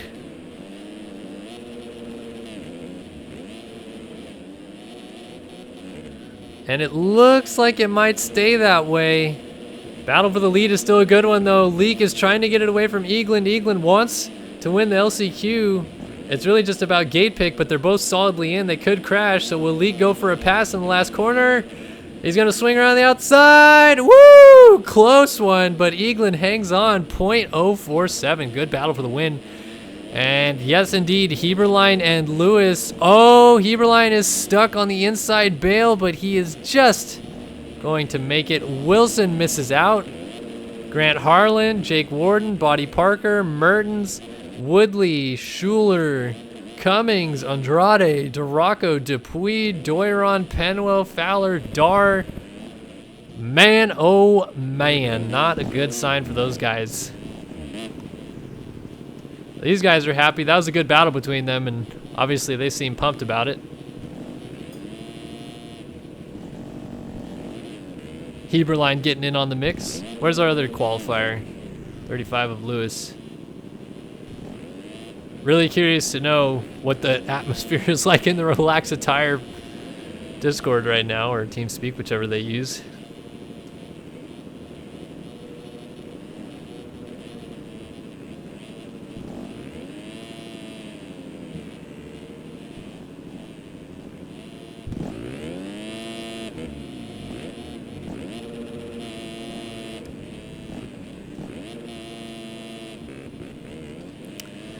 All right, so Leak ended up getting cuts, but obviously is well far ahead of Lewis, so nothing changed inside of the top four.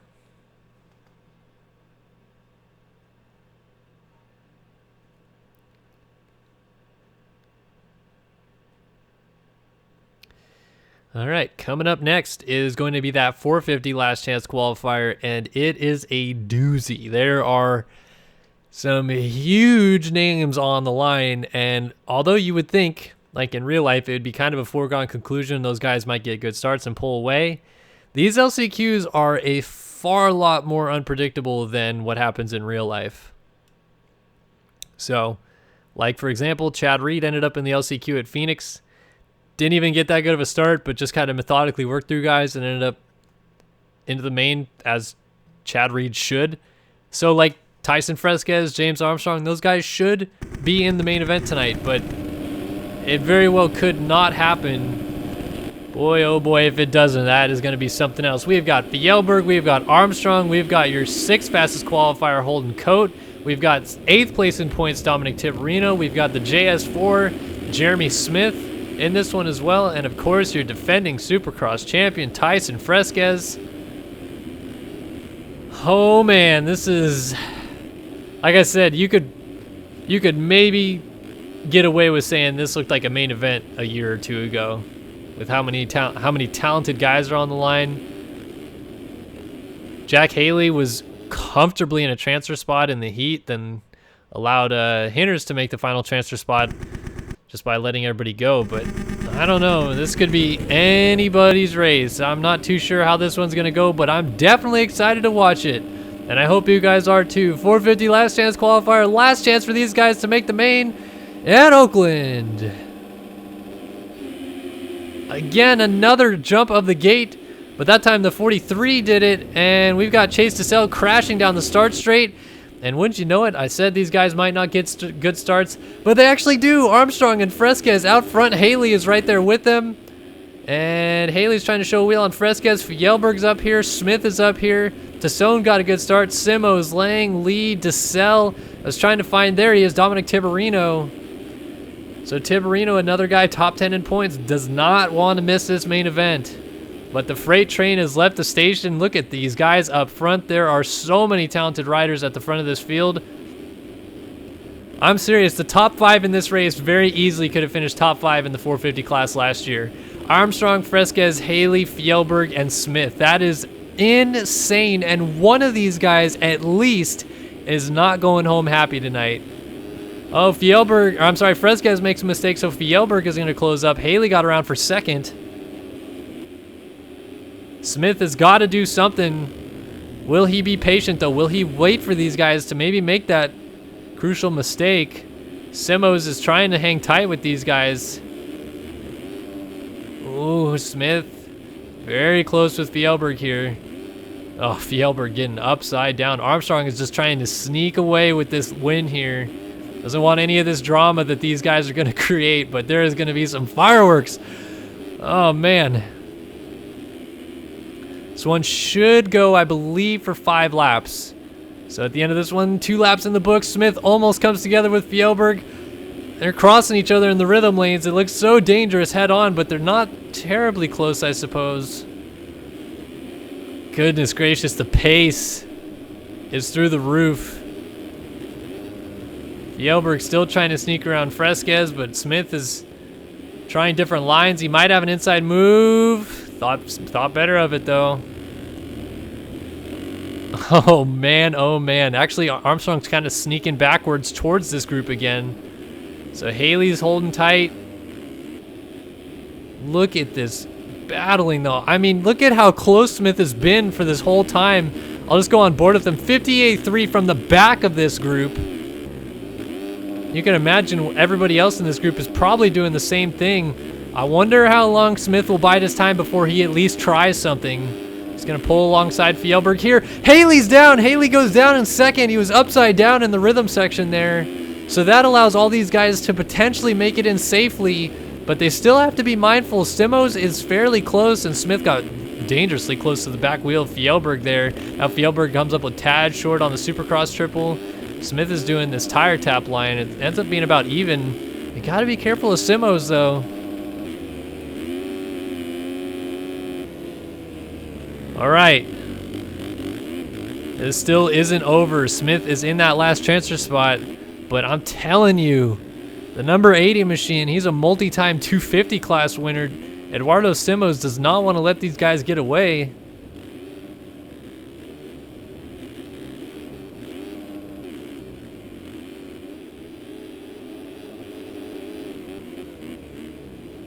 It is unreal that number 1, 3, and 4 are in the LCQ right now, and legitimately in danger of still potentially not making it through. I mean, Armstrong is getting away from these guys, but they're all running such a good pace. And they're still all so close. Fjellberg has gone to the tap line. Fresquez is still going single or a double single. So Schmitt is sticking with his maneuver. Fjellberg the only one to change that lap, and they're all kind of biting their time. I mean, Simos is there. Haley is actually charged back forward again. He is not out of this thing yet either. And they did not fall behind on the timing, so this is going to be a 6-lap race. As Fresquez makes a small mistake, Fjellberg nearly gets into him. And the more and more they do this, the more and more likely that this battle behind them is going to sneak into them. I can't believe I'm going to say it, but I think Fresquez is actually holding these guys up at the moment. That's insane.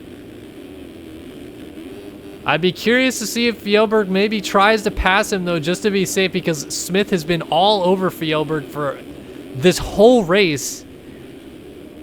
And although he doesn't need to get Fresquez, I mean, look at the Simos, and Haley is going to get back around Simos. Oh, man, if Haley had got that pass, what could have happened? But like I said, Simos not out of it yet. One small mistake from these guys ahead.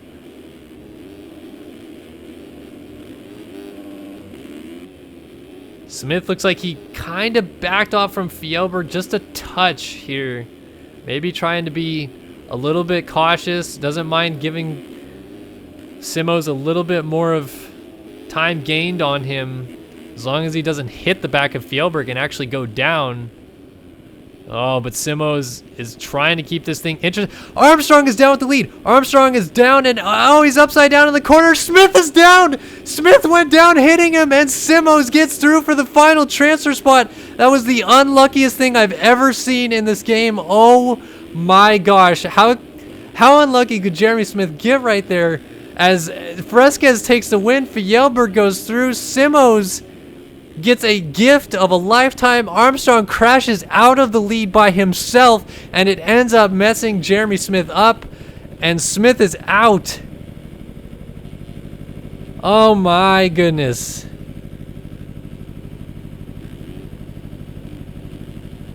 You have got to be kidding me with that. I mean, Schmitt was trying to be cautious, tucked underneath. Armstrong, who ended up going backwards on the track, I think had just barely touched Schmitt coming into the corner, and that caused Schmitt to have a legs off, and somehow Simos did not fall off the bike, getting through that whole mess, and it is confirmed.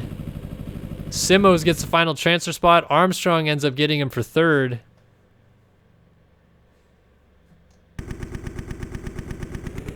Wow, oh wow.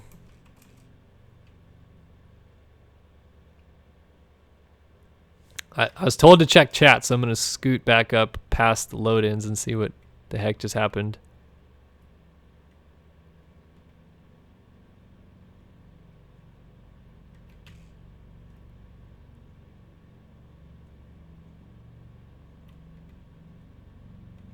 Yeah, not seeing anything crazy, but man, that sucks.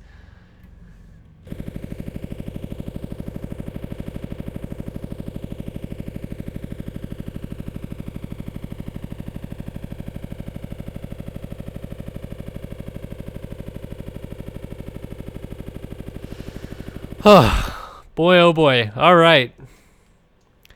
So coming up next is going to be the 250 main event. And they say oftentimes that the 450 LCQ is the best race of the night, but I would say that it's for usually different reasons than that. That was insane.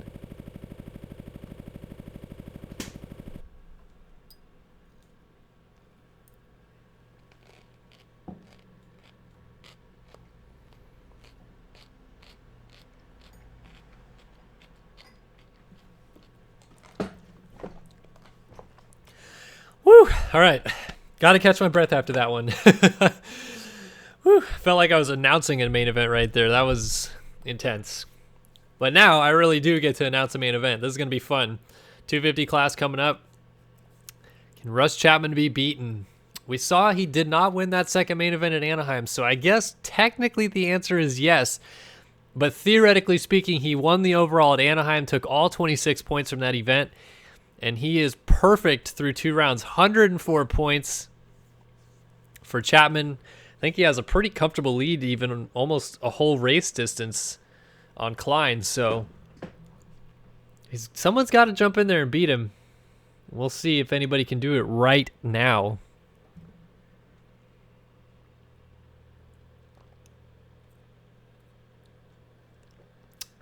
Man, you guys can hear me eating? I'm eating so far away from the microphone. I literally turn around and eat. It's a cucumber salad or something like that. It's cucumbers and blue cheese and pomegranate, and that's good. All right, I believe I timed out of this one, so I'll disco and reco.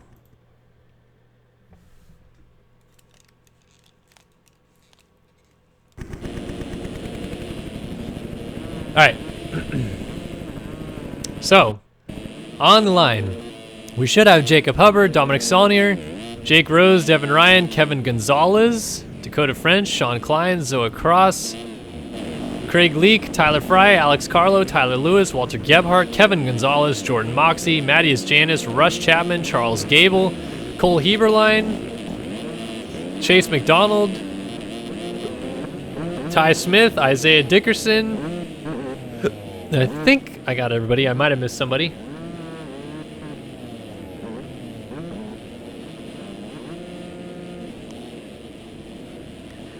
Yes, the answer to your question, does Aaron Plessinger play Sim?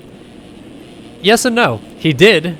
As of right now, I don't think he does anymore, but he definitely did at one point. His brother Dalton actually was really good at this game, was a pro in this game. So yeah.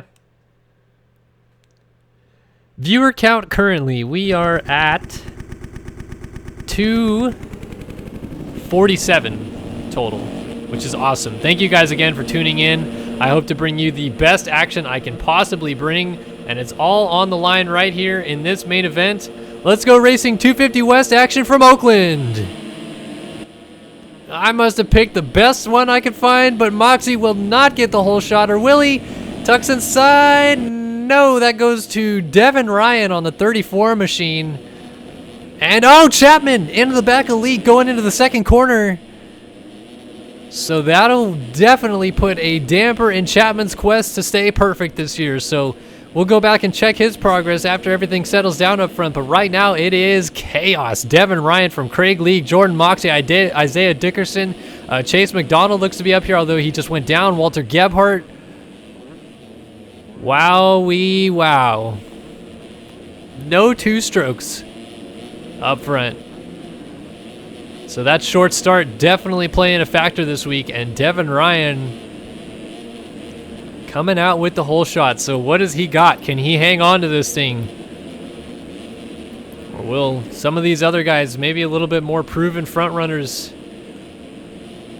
make the pass and get away, as we got almost somebody going down in the background, but Craig Leake already trying to show a wheel. That was Moxie nearly going down in the background, and Isaiah Dickerson getting together with Gebhardt in the background, so it's all kind of tightened up between those guys. Chapman listed in 12th after the opening lap.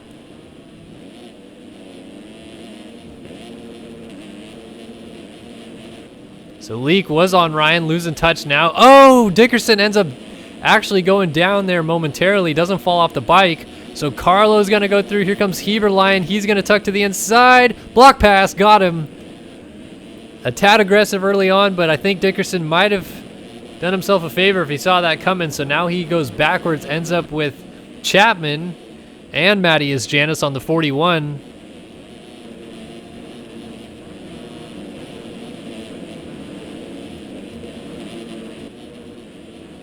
Meanwhile, change for the lead. Craig Leake goes to the front, so Devin Ryan must have had a fall-off crash somewhere.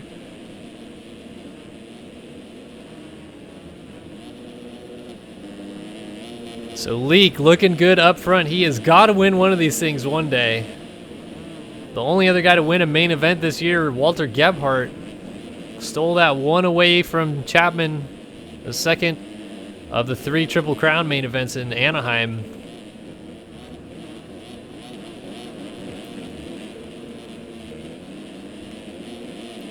Gotta watch out. Moxie is closing, though.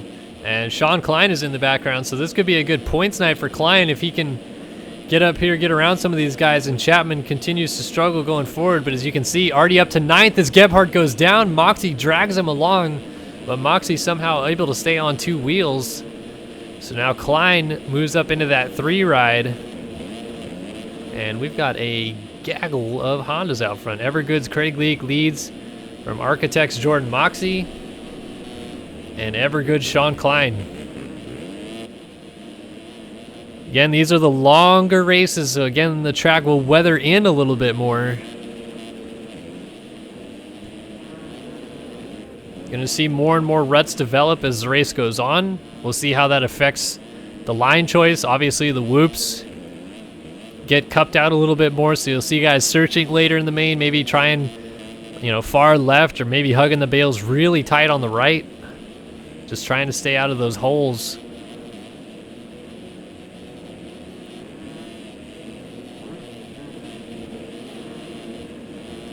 Carlo, Gebhardt, Ryan, and then Chapman. Chapman looks like he's up to the 7 ride. He's bringing Jake Rose with him. Only 4 minutes into this thing, so still 11 minutes and a lap to go, and your leaders aren't necessarily gone yet. Chapman could still make this thing happen, but small mistakes like that are what makes his challenge a lot tougher.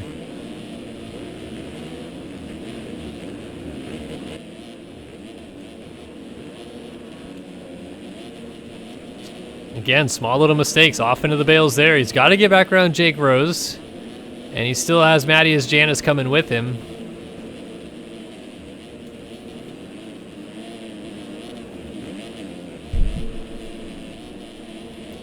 Into the whoops. Looks like Rose actually a little bit quicker through the whoops, but he's kind of sending it a little more. So Chapman might be doing himself a favor, kind of easing into him, taking a little bit more lax approach.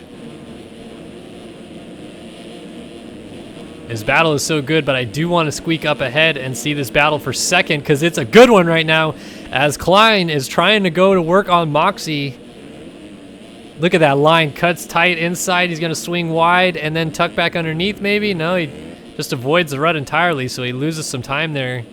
That inside rut is turning into the prime line there.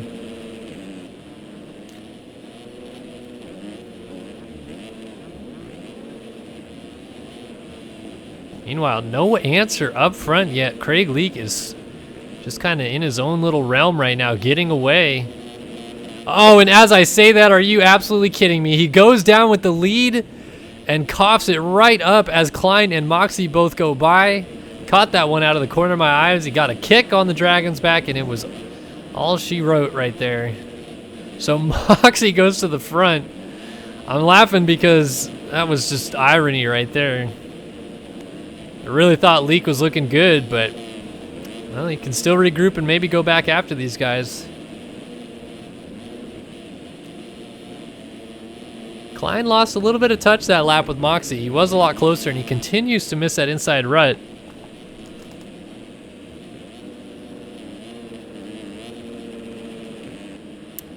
So it's kind of spreading out a little bit. Now Gebhardt's trying to get up into the mix, and then that battle between Rose and Chapman is sort of reached the rear wheel of Devin Ryan. They're not there yet, but they're close.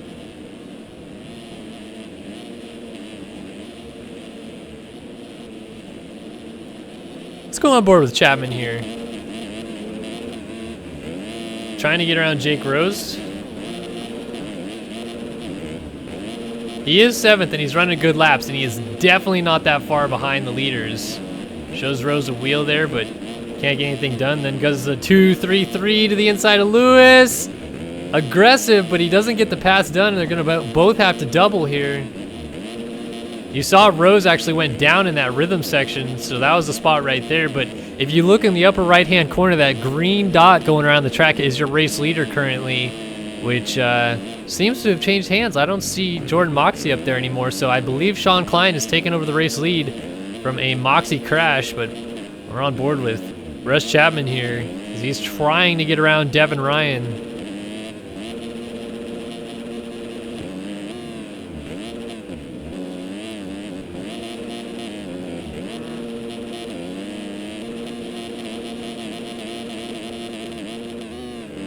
It's really interesting with these 250F guys to kind of listen how they work the bike. As Devin Ryan makes a mistake, Chapman goes right up on through.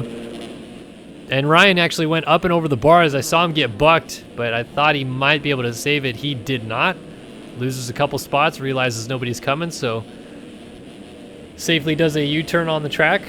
That's okay to do that. Track re-entries like that are terrible when there's people coming, but if you're mindful of your mini-map, stuff like that is usually pretty safe to do. You just have to pay attention. People get suspended all the time for doing just that, but with people coming, and they cause crashes, and it just looks like an idiot. Ooh, this is a good battle, and it's not for the lead. As I mentioned, Klein has gone to the front, so Moxie now has an earful from, excuse me, Craig Leak and Walter Gebhardt. Leak trying to slice back underneath. Gebhardt's just kind of lurking there. Now Gebhardt actually has a line on Leak. He might get down to the inside here, and he does. Leak thinks better of trying to chop him off in the corner, and then Leak tried to get the triple in to get him back, but it didn't work. Now Gebhardt dives down the inside of Moxie. Very aggressive, puts him off the track. And Moxie loses 3 spots as Russ Chapman also squeaked by. It is definitely not out of the question. Chapman up to 4th.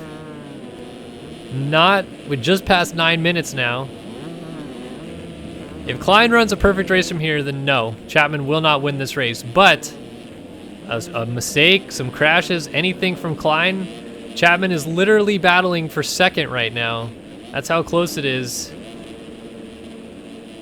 And somebody went either off the track or down, because now it's just Gebhardt between him and Klein. So we lost Craig Leak somewhere. Yeah, he's going backwards. He's back into the 7 right now, or he was momentarily. It looks like he's in a battle with Jake Roses. Chapman, ooh, right on the edge of the track there. That line's developing in that corner, making it easy for those guys to quad in, as that was Gebhardt down, and Moxie hit him. He was down on the lapper, but I didn't see the lapper's number. And so now it's literally down to can Chapman get to Klein. This charge forward has been quite impressive, but his toughest competitor this year, Sean Klein, is still ahead of him. That gap is 3 seconds, but it is coming down in a hurry.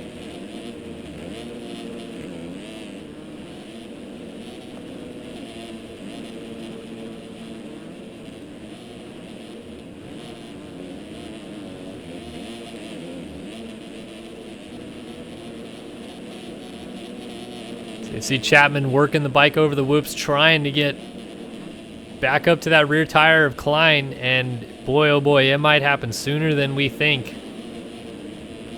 Comfortably getting this 3 out of the corner, railing around the corners, looking awful fast.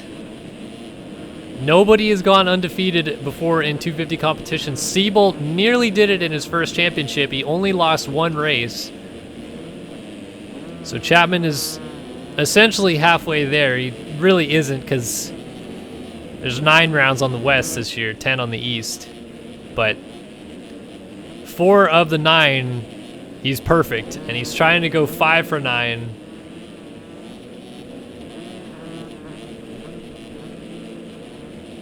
And now he is on the back wheel of Sean Klein for the lead. 11.5 minutes into this thing, Chapman has come from 12th to 2nd, and now battling for the lead. This is insane. Lappers everywhere, causing Klein to maybe check up a little bit, maybe think about it. And Chapman shows him a wheel, but Klein is going to get the triple out of the corner. So he survives for the time being, but makes a mistake. Chapman to the inside. Klein holds him off with a nice charge around the outside, but someone on a relaxed tire Suzuki up front is not in this race, and he needs to get out of the way. He has been in the way of Klein, causing some problems here. And finally he goes down. Couldn't quite see the numbers, so I'm not going to call it wrong, but it was a relaxed tire Suzuki. And now Chapman makes a small bobble.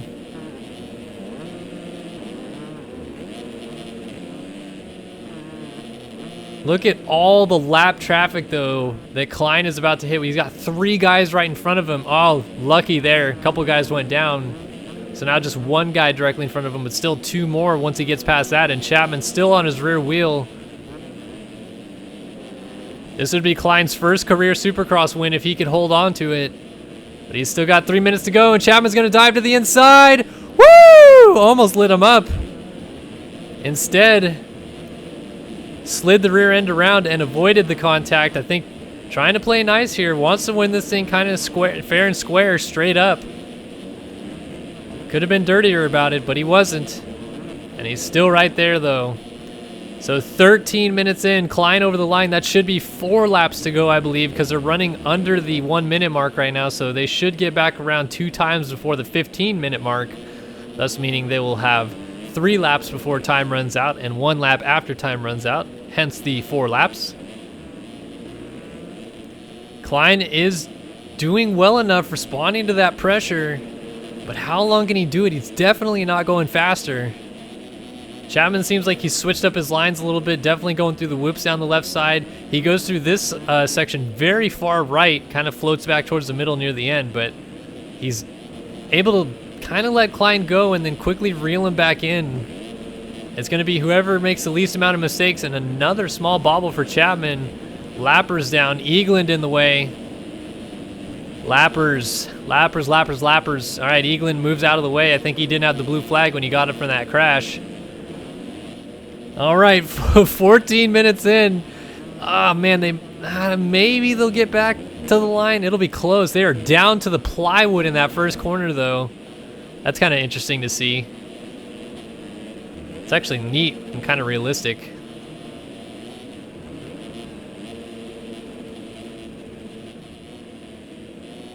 Let's go on board with the Chapman here.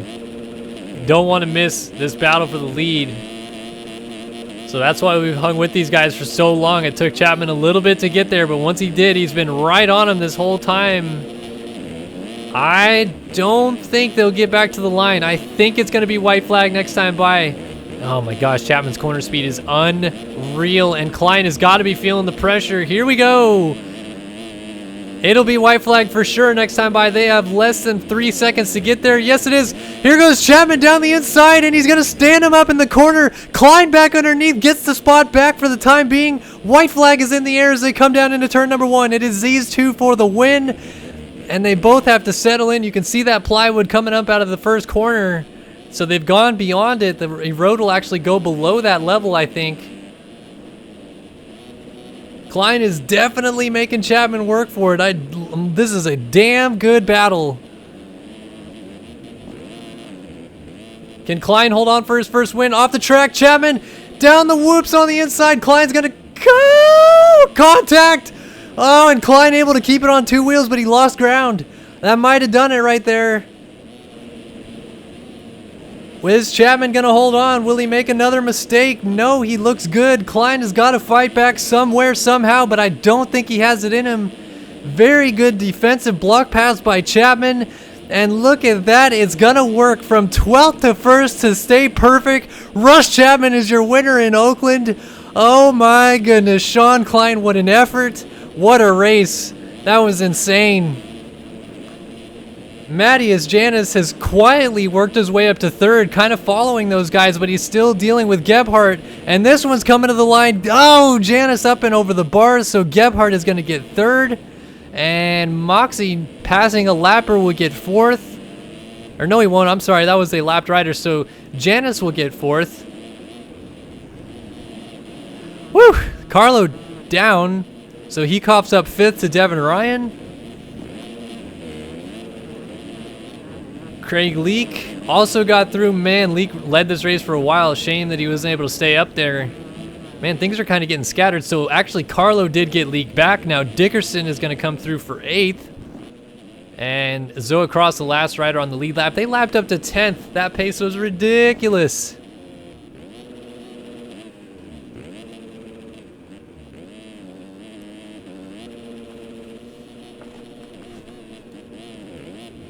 So Zoe Cross comes across the line. I'm still catching my breath. That race was insane. Cuts are in, and yes, none of your leaders had cuts, so that will stay the same up front. In fact, the top 10 stayed the exact same, so nothing doing there. Woo! I can't believe that race.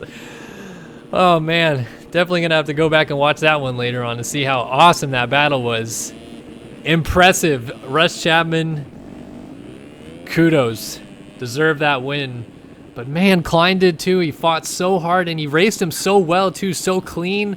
I couldn't believe when they made contact that Klein kept it on 2 wheels. That was, usually speaking, a front wheel lock and a fall off crash that almost always happens. So Klein did good to keep it upright, but it was just a little too much, a little too far away for him to get anywhere close again to make a pass back. Either way, fantastic racing. Man.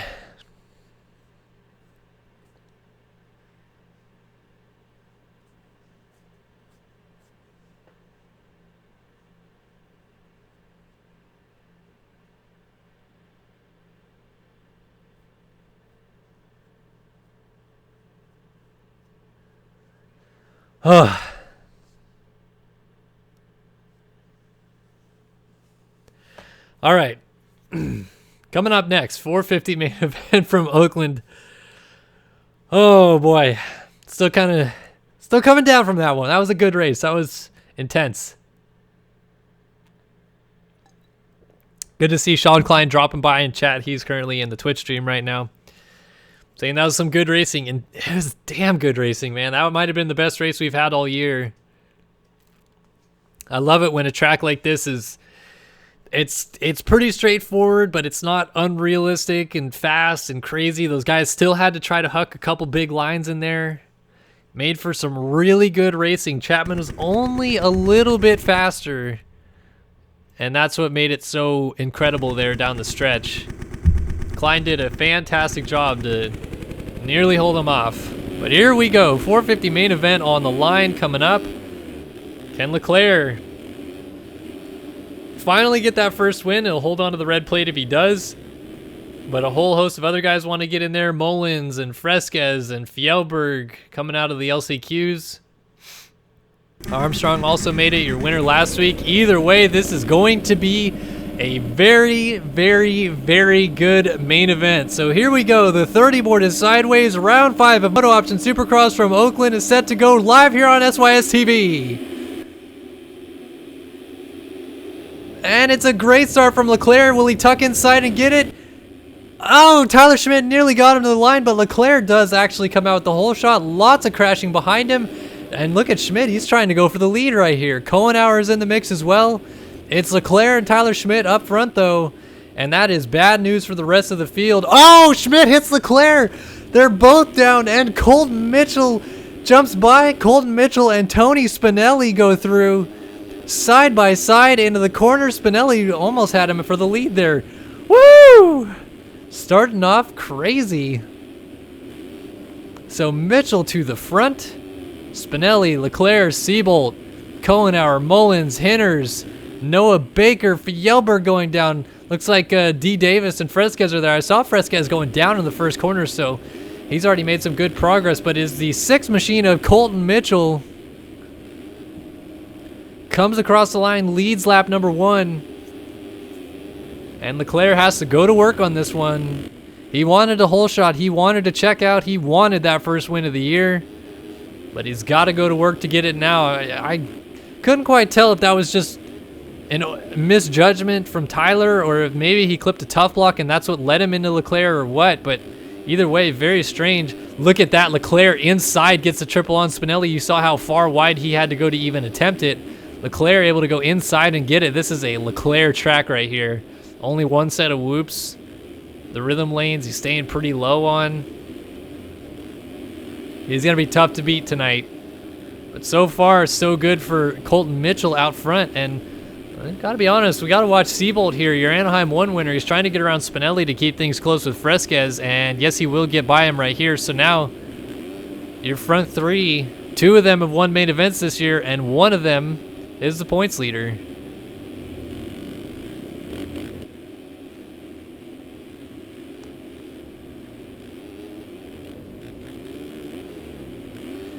All right, Mitchell, Leclerc, Seabolt, Spinelli in the background there. You can see the running order coming across the top of your screen. Pick out where your favorite rider is currently located. Oh, man, we have got to keep an eye on Leclerc. He is too good on this track. Let's go on board with him here. Just looks so comfortable tonight.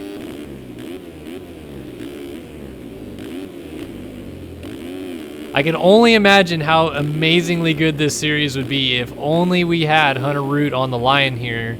Unfortunately, Root's still unwilling to race the North America Series. But a Root-Leclerc duo, neither of them raced last year, and now Leclerc comes back and obviously is one of the favorites for the title.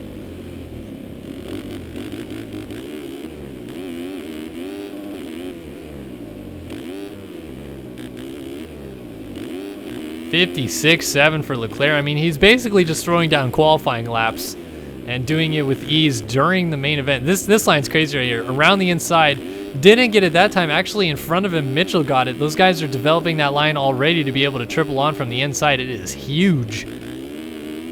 I can tell you, I did a couple laps on this track last night, press day style, trying to get a video of me riding the track as part of the broadcast tonight. You saw that earlier on. I couldn't even get close to that from the middle of the corner, and those guys are doing it from the far inside. That's insane.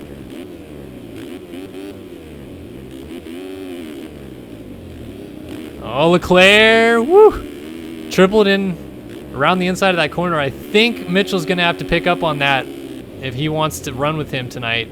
Oh, Mitchell tucks the front wheel. Down he goes. I'm surprised he didn't go sharper there. That inside rut is there now. So now really the only chance anybody has on Leclerc is Seabold, unless Leclerc blows this one himself, but he's looked so darn good tonight. I just don't see it happening. Seabold's got to go to work, though. Let's head back a little bit, see if we can find more of our championship contenders. Tyson Fresquez, good turnaround of round week right now. Running 6th, but now goes to 5th as Noah Baker was down. If Fresquez can squeak out a couple good points finishes, maybe start winning a couple of these things. Like I said, not necessarily out of the championship. We saw Jeremy Smith and James Armstrong both missed the opener, and Armstrong already 5th in points. So Fresquez missing the entire week last week doesn't necessarily mean title hopes are dashed. Behind that, Devin Davis is ahead of Jeremy Hinters, and there's Bryce Whelan, who enters the night 6th in points after missing the main event very strangely last week at Phoenix while he was 2nd in the championship standings. He was your points leader at Anaheim too. So things went from bad to worse at Phoenix, and now Whelan regrouping a little bit, maybe trying to get back inside of the top 5 tonight to kind of salvage a potential championship run. Devin Davis makes a huge mistake, and Hinters jumps over him. Noah Baker's also coming with this group, and out the back of it is that is Shipley on the 39. So we got a good 5-rider train here, tucked in about 4 seconds behind Fresquez right now. Oh, Whelan going for that triple on, doesn't quite get it, and will lose a spot to Baker. And actually, you see Mullins is coming up from behind as well, and he's bringing, that might be Tyler Schmitt on the 56. So really, really good close racing amongst all these guys. Hinters at the front of the train, Schmitt at the rear of it, and they are all in this section right now. Oh, Hinters dumps it. Davis stacks up. Baker is there. Look at, now they're 3 wide. Davis goes for the triple, jumps over Baker, and now Shipley's trying to get like a 5-for-1 deal right here as he tucks in. He gets around Baker. Mullins is in the mix right behind Baker. And now Shipley, will he get to the inside of Davis into turn 1? No, thinks better of it. Baker trying to go around the outside, and then Shipley does get to the inside of Davis, so he gets around him. Now Whelan kind of squeaking away from this group as we got 5 riders still real tightly knit right here.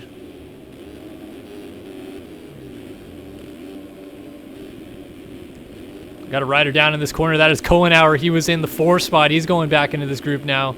So Shipley makes a mistake. Davis is going to try to get by as Baker's actually trying to get around Davis, and Whelan goes down at the front of this group. Are you kidding me with this train? Let's go on board with the Mullins right now. He's in 10th, but he can see basically 4th place. This is crazy. So Davis made a mistake at that rhythm. At the end of the rhythm, goes backwards. Kohenauer got around him. You can see Noah Baker is right there on the back of Shipley at the front of this train.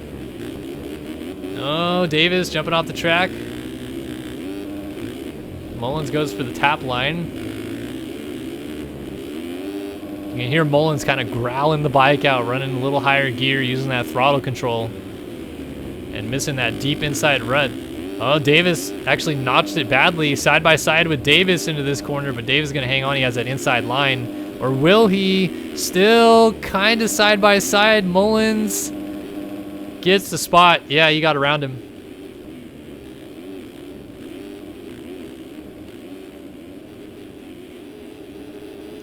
So Mullins continues his quest forward. Meanwhile, I've noticed we had a change for the lead. Leclerc was up front. Siebold now takes it. And Leclerc and Mitchell are having a little bit of a mess about in the corner there. So the number 7 and 6 machines move back to the 2 and 3 spots as Siebold goes to the front.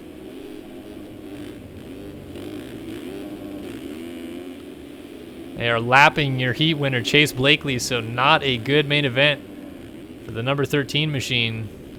21st. Only guy behind him, Eduardo Simos, who kind of lucked in out of the LCQ. We saw that earlier on.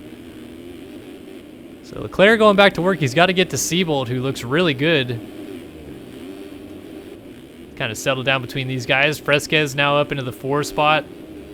And here is Spinelli. Shipley has caught Spinelli, so Shipley continues his charge forward. Let's see if he tucks to the inside on Spinelli here. Yes, he will.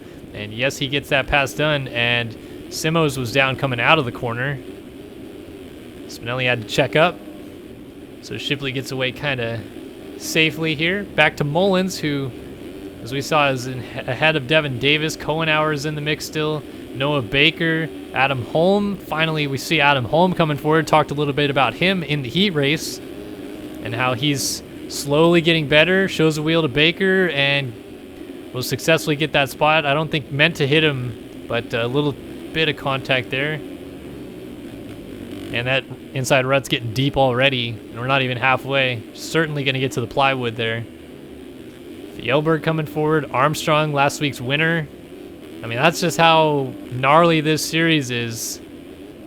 Armstrong can win at Phoenix and the next week be a 13th place guy. And Whelan can be your points leader at A2 and then miss the main at Phoenix and then come back and be a 14th place guy. So quite a bit of shuffling amongst these guys as Devin Davis was down in the rhythm and Shipley must have hit him because he's lost a couple spots. Or maybe Shipley started it, wasn't quite sure there. So that's shuffled up again. Let's go find ourselves a battle somewhere. Looks like it's still Mitchell and Leclerc. We'll go on board with Mitchell.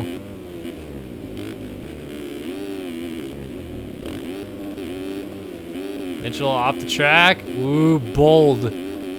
Through the tough blocks into the whoops. Got back on the track. Somehow fishtailed out of it.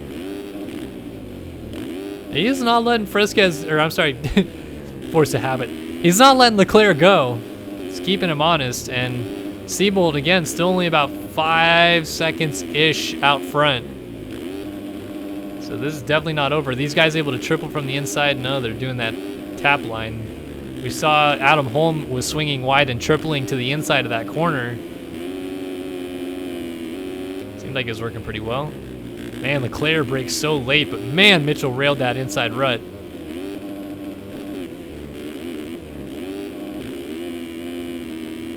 The pace of these guys is incredible.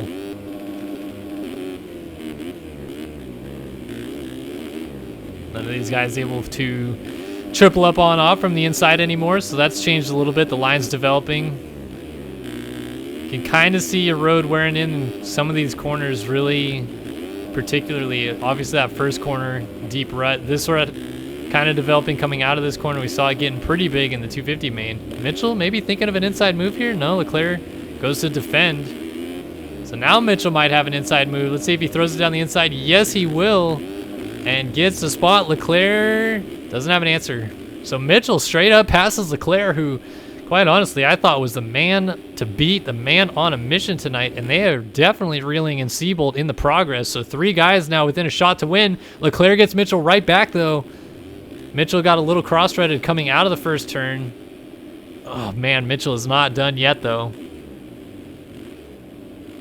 That would have been a crazy time for Mitchell to send that quad. Really looked like he might have tried it.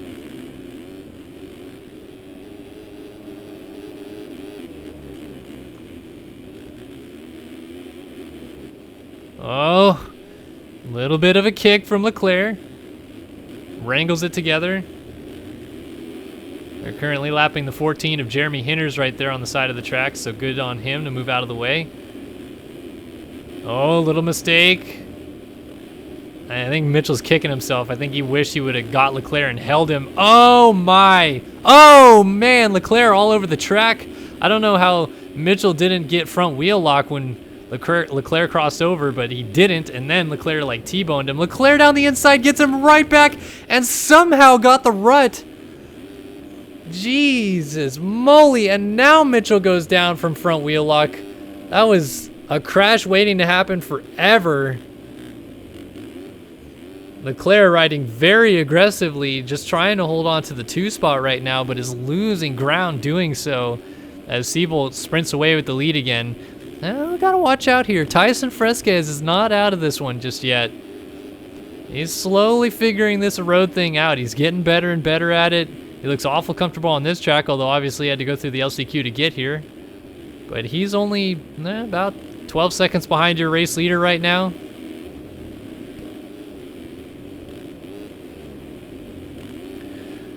I actually wanted to bring up Mitchell in a discussion a little bit this week. I heard from a source I will not mention, but it rhymes with the Schmoka Schmotive, that apparently Colton Mitchell and Jesse Mullins had a big argument last week after the main event. Mullins was quite unhappy with an aggressive pass that Mitchell had put on Mullins that supposedly caused them both to maybe lose an opportunity to win that main event at Phoenix.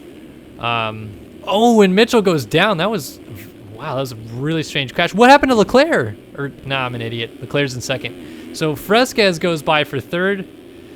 But anyway, Mitchell and Mullins at each other's throats after the race a little bit last week from what I heard. And yeah, like I said, Mullins not too happy with the move I guess Mitchell put in the main. I didn't quite see it, but what really was kind of stranging me out about that whole situation is Fresquez goes down. He's going to go back to fourth again.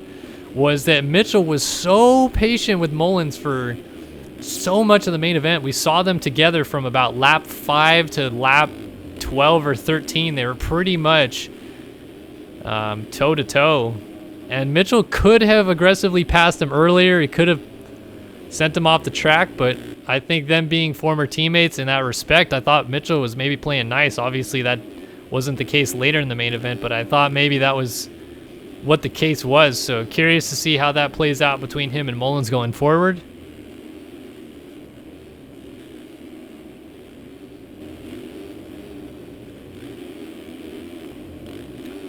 Either way, Jeremy Seabolt is looking good tonight, but Leclerc, like I said, the fastest man on the track, is reeling him back in. 57.7 last time through. He's starting to avoid some of the ruts to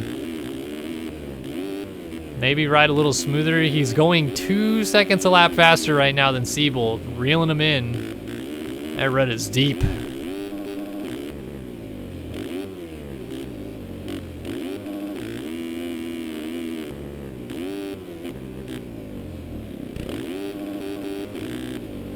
So just like this 250 main, we're seeing a late charge from maybe the fastest guy on the track to catch the leader. Are we going to see another epic duel for the win here in Oakland?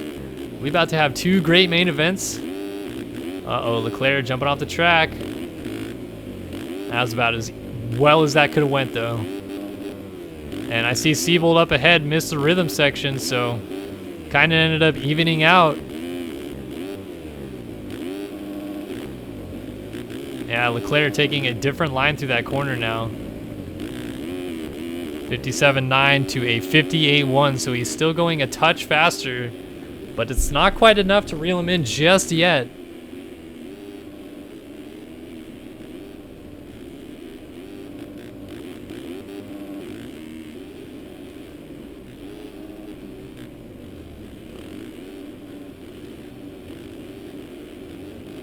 An inside rut through that corner is getting deep. It's kind of all over the place. Bummer for Fresquez going back to 8th. He was having a good point tonight.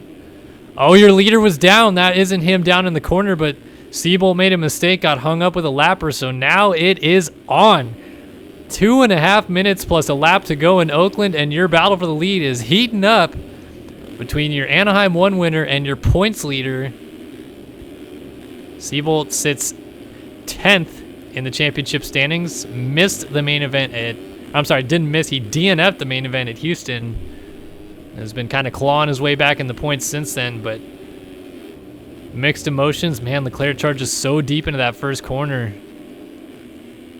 Leclerc charging down the inside, shows him a wheel. Not quite enough, though. It is on, though. 2 minutes to go. Anybody's race. Does Siebold have the ability to hold off the fastest man on the track and your points leader? Or will Leclerc be the fifth different winner in 5 weeks and finally win one of these things?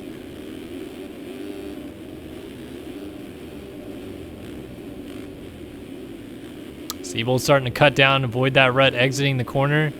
Leclerc hit it so fast he literally had to check up not to OJ the triple. And another lap in the books. 3 to go by my calculations. Oh, Leclerc really fast through that first corner. He's trying to scrub down and make the pass again. Gets into him. Oh, Siebold rode out of that. Leclerc to the lead, but Siebold is still right there. And if I know Siebold, he is suddenly fired up with that kind of a pass from Leclerc. That rut in that corner is getting deep. And that was a very aggressive pass from Leclerc. But it is not over. Leclerc has to try to hold off Siebold, who I know is going to click up another gear, but he's going to go down trying to do it. And that might be all she wrote. Leclerc, with an aggressive move, takes the lead. And he's got 2 laps to go next time by. How about this charge from Armstrong? We saw him in 13th place at one point. He is up into the 4th spot right now. And Noah Baker is looking at a top 5. The 413 machine coming from nowhere to make it interesting.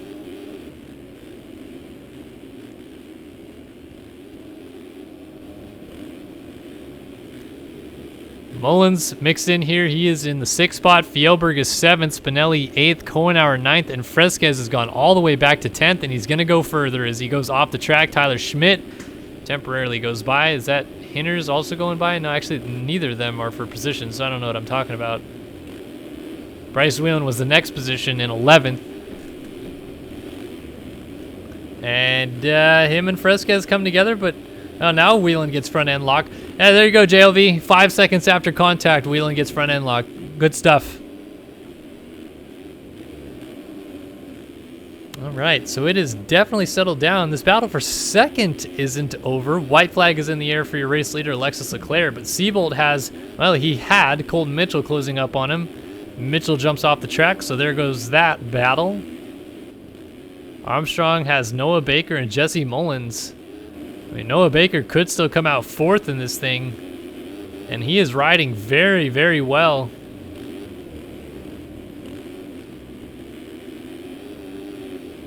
Must be adapting well to this road. Oh, makes a mistake. Mullins getting inside, and we'll get the spot. So Baker's going to have to fight back. Meanwhile, up front, though, this man has finished in just about every position inside of the top 5, but the number 1 spot this year. Regardless, he entered the night as your points leader, and it looks like he's going to leave Oakland as your points leader. But this time he's leaving as a winner, as the number 7 of Alexis Leclerc is your winner tonight in Oakland, as he takes the big old checkered flag, becomes the 5th different winner in 5 rounds, and Mitchell was able to get Siebold, and he will hold him off. So that could be helpful championship-wise. Armstrong looks like he has got 4th. Mullins is 5th, although that might change before the line. We'll see them coming to the line if anything happens. What Mullins should do right here is go outside and triple to the inside of the next corner. Will he try it? No, he's going to go inside and try to double single to the inside. It might work. Thought better of being really aggressive there, though, so Armstrong gets 4th. Fjellberg looks like he is going to get 6th. Spinelli, very, very good ride in his return to the main event this week, in 7th. Baker, man, oh man, he was 5th forever, but ends up 8th. Kohenauer, 9th. Whelan is going to get 10th. Adam Holm is going to get 11th. Devin Davis was 12th. Tyson Fresquez absolutely fell apart in this main event and gets 13th. Man, oh man. But that's going to do it here at Oakland. This is just everybody loading back onto the gate again. They're going to disconnect the server so I can do my little post-race spiel. I've heard you guys talking about trying to get people in for interviews, and it's very, very unfeasible to get 6 people into one Discord channel to actually talk politely. So we've tried it before. It really doesn't work, but I wanted to make mention of that this week. Also, though, of course, huge shout out to VersusPC.com. They make this stream possible this year. They came on board this year as a sponsor with us. If you guys need anything for your PC, if you want to build a PC from the ground up, please don't hesitate to contact them. At the very least, they'll point you in the right direction. And those guys are awesome there. Obviously, also a huge shout out to MotoOption for their 7th year of sponsoring the MotoOption Supercross series. Can't thank those guys enough. Check them out at MotoOption.com. That is MotoOption clothing. Racex suspension, the science of suspension as well. Helping out with prizing and stuff this year for Supercross. Couldn't do it without them. Check them out. And, of course, we also have FamMX Designs and MXS servers. Yeah, MXS Servers is also on board with the MXS EMF crew. And MXS EMF for putting this whole thing on. But that is it from Oakland. Kellen Brower and everyone here at Start Your Systems. Can't thank you guys enough for tuning in tonight. We'll see you guys next week when we head down south to my hometown of San Diego, California for round 6 of the series. But for now, we're going to head out of here. So see you guys next week. I'm out.